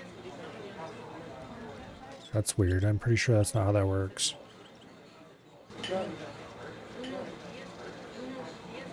Oh well. Up to 166,000 monies. If we were on a freeform zoo, we could build some pretty baller exhibits for that much money. It would definitely have long been past time to start considering how to build a ginormous shared savanna.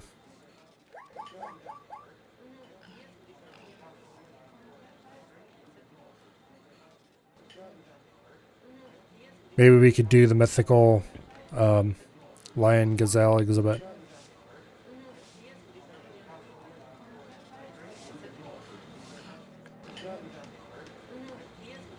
I've seen a thing where the what? Well, as long as you feed the lions really well, you should be able to keep at least a few gazelles around, and you might have to keep buying them occasionally. I saw a shared exhibit that was mammoths and yetis once. The mammoth and yeti did not appreciate each other, but their exhibits were similar enough that they were both suitable. And having suitable exhibits, even if there were animals in there they didn't like, was enough that they were able to stay happy. So the yetis had some pet mammoths. Pretty cool. Obviously that uses the Dinosaur Digs DLC, but maybe the yetis are their caretakers, the way giants care for mammoths in Skyrim. I think that's pretty much exactly the lore the person who had put them together came up with. Common wildebeest 1 has died of old age. Okay, we need another male wildebeest. Because apparently we had multiple female wildebeests, but never a male one. That's the other problem with small populations. You'll end up with too many of one sex and not enough of the other, and then your one remaining animal of whatever it is ends up keeling over, and yeah.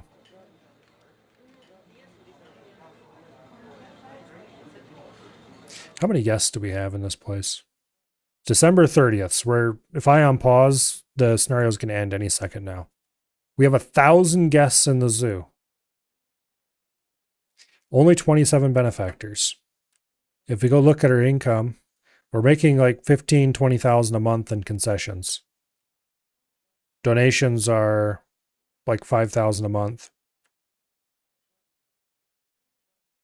We got 30,000 in October. Was that from a reward I missed or something? Must be. We're only getting like 2,000, less than 2,500 a month in emissions.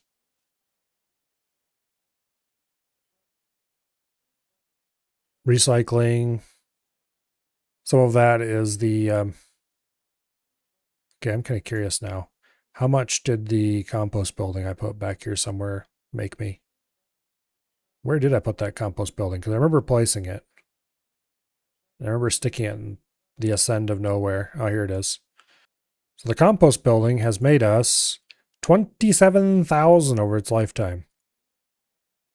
It's making us about 1,000 a month according to this. That's pretty good cash.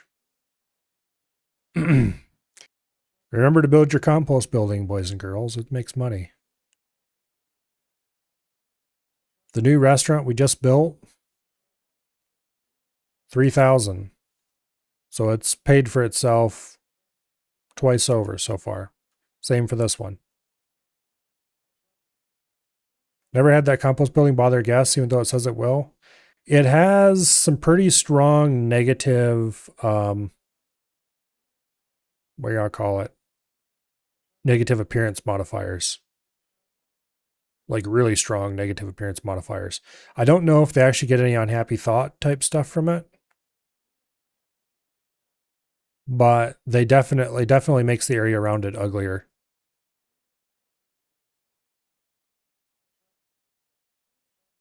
I think it's like maybe minus 30 or something like that to appearance.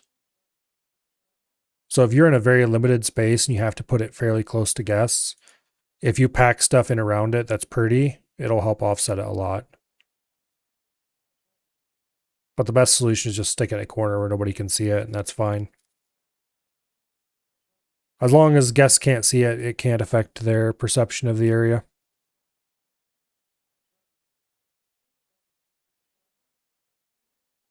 In our case, sticking it on an island that I'm never going to use is perfectly fine.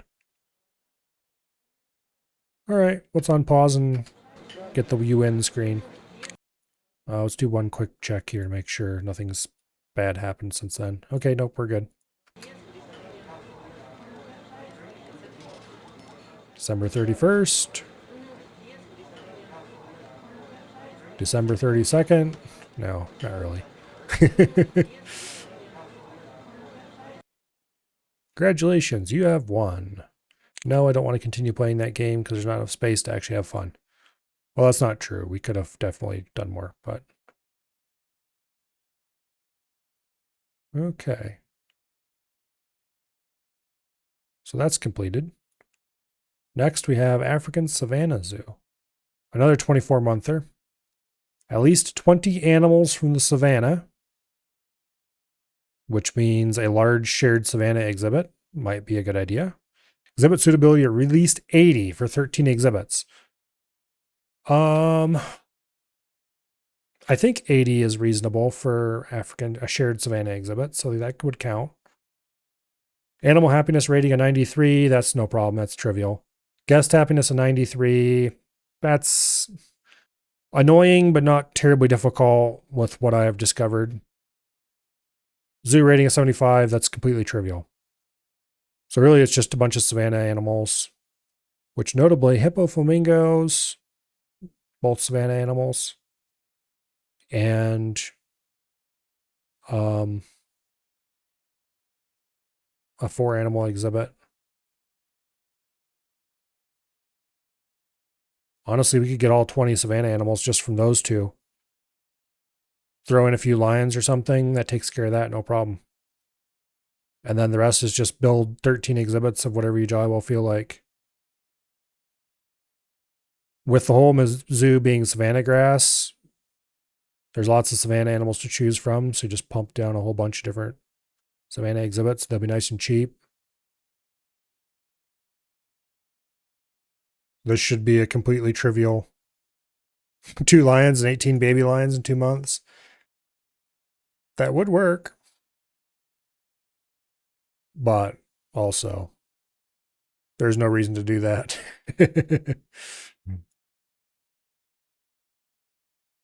uh,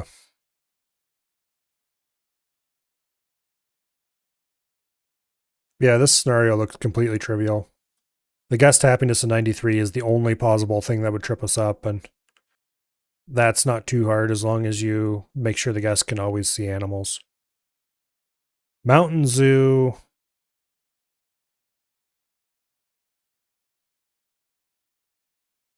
Another 24-monther. 15 different animal species, notably not 15 different exhibits, species. Suitability rating of 80 for all exhibits. So that means we can't have any exhibits that are worse than that. I think that would still allow large multi-animal exhibits then, because 80 is not too hard to hit. You could hit like 81, 82, 87, around that area for the shared exhibits for individual animals. Because like the gazelles were the worst off in the shared exhibit, and they were like 81, I think it was. And if we had a larger one with more animals in it, they'd be even happier probably.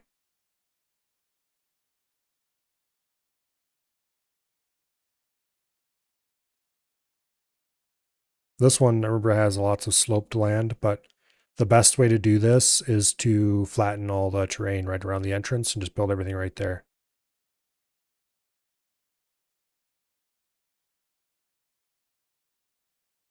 There's no number of actual exhibits we need, just 15 different species. So we don't actually need 15 exhibits. We'll probably have more like 10 exhibits. Maybe less even. Probably not much less though, because there's not that many different animal species that can go in multi-animal exhibits. Tropical Rainforest Zoo. 17 different animal species again. Average animal happiness rating of 90. That's trivial. Exhibit suitability rating of at least 90 for all exhibits. Okay, this precludes having multi-animal exhibit or multi-species exhibits. Pretty much.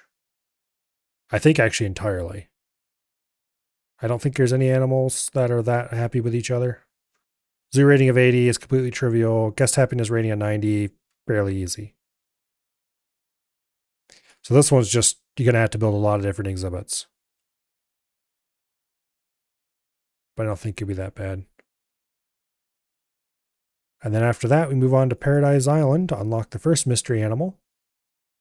And then breeding the giant pandas for the second mystery animal. And those are both 3-year scenarios, which is entirely too long. I remember breeding the giant pandas. By the time I was done with that, I had been sitting there for a long time, never not doing anything. I never got to do those. Yeah, I want to unlock the mystery animals. I've unlocked them before, and the mystery animals are pretty cool. I won't spoil what they are. I will say, though, the second mystery animal is a bit of a letdown nowadays, but the first one's pretty cool. And then after unlocking the mystery animals, I think it would be fun to go through the dinosaur digs scenarios. I don't really care about the Marine Mania ones, but dinosaur digs sounds cool. Are the mystery animals the ones you get from naming exhibits certain things? I think so.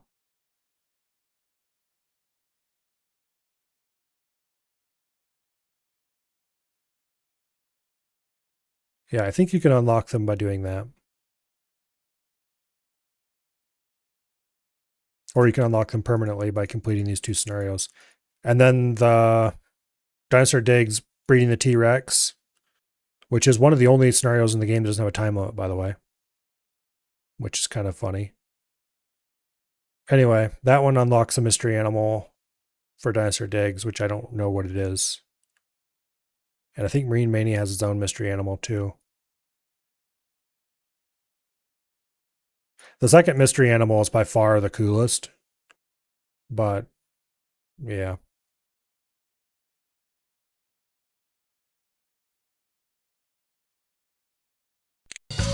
Oh well. It is 11 o'clock already.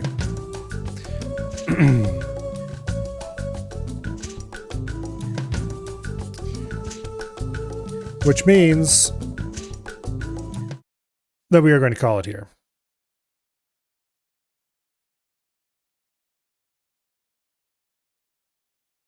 And we'll start a new scenario next week, next Thursday.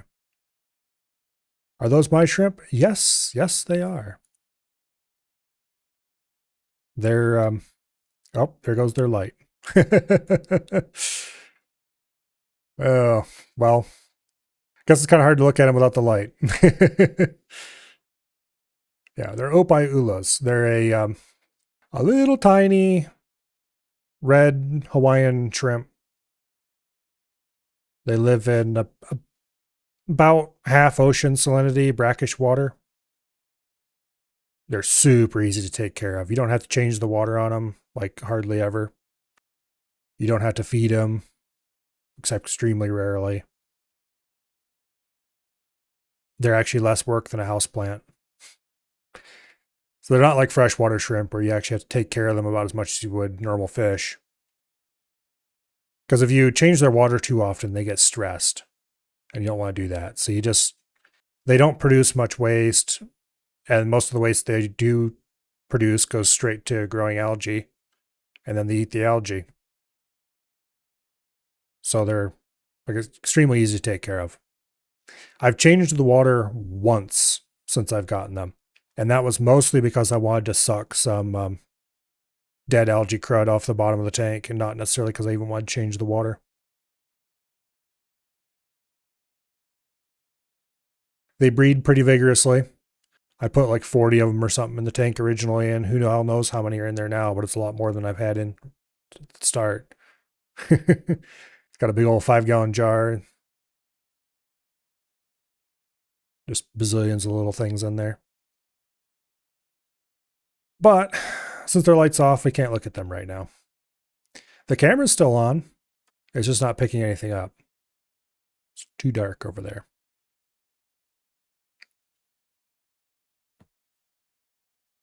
Tomorrow, I believe tomorrow is Friday already.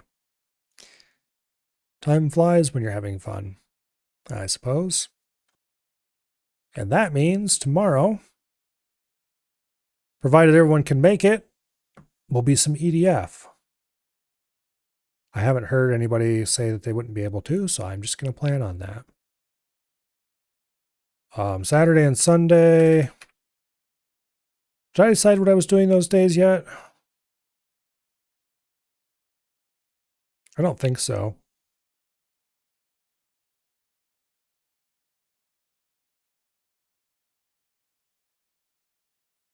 What did I do last week? I don't remember. Anyway, we'll do something tomorrow. I've got a whole bunch of things that I should be doing for weekend, so not tomorrow. Saturday. Yeah.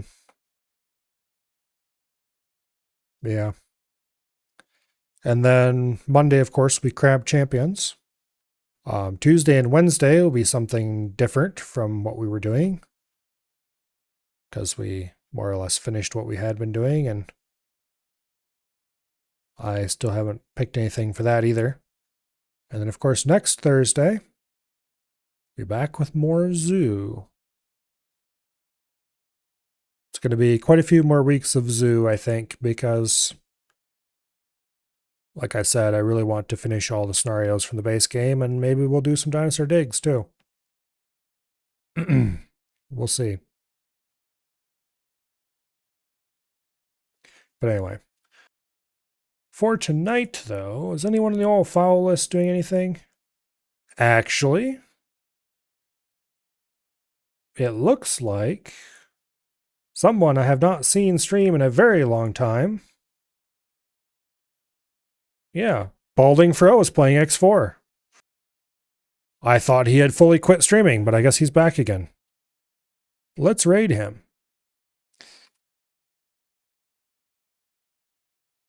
He's a pretty cool guy. I haven't seen him stream in literal months at this point. Anyway, hopefully I see you all back here tomorrow for some EDF shenaniganery. And I will see you all later. Good night and goodbye.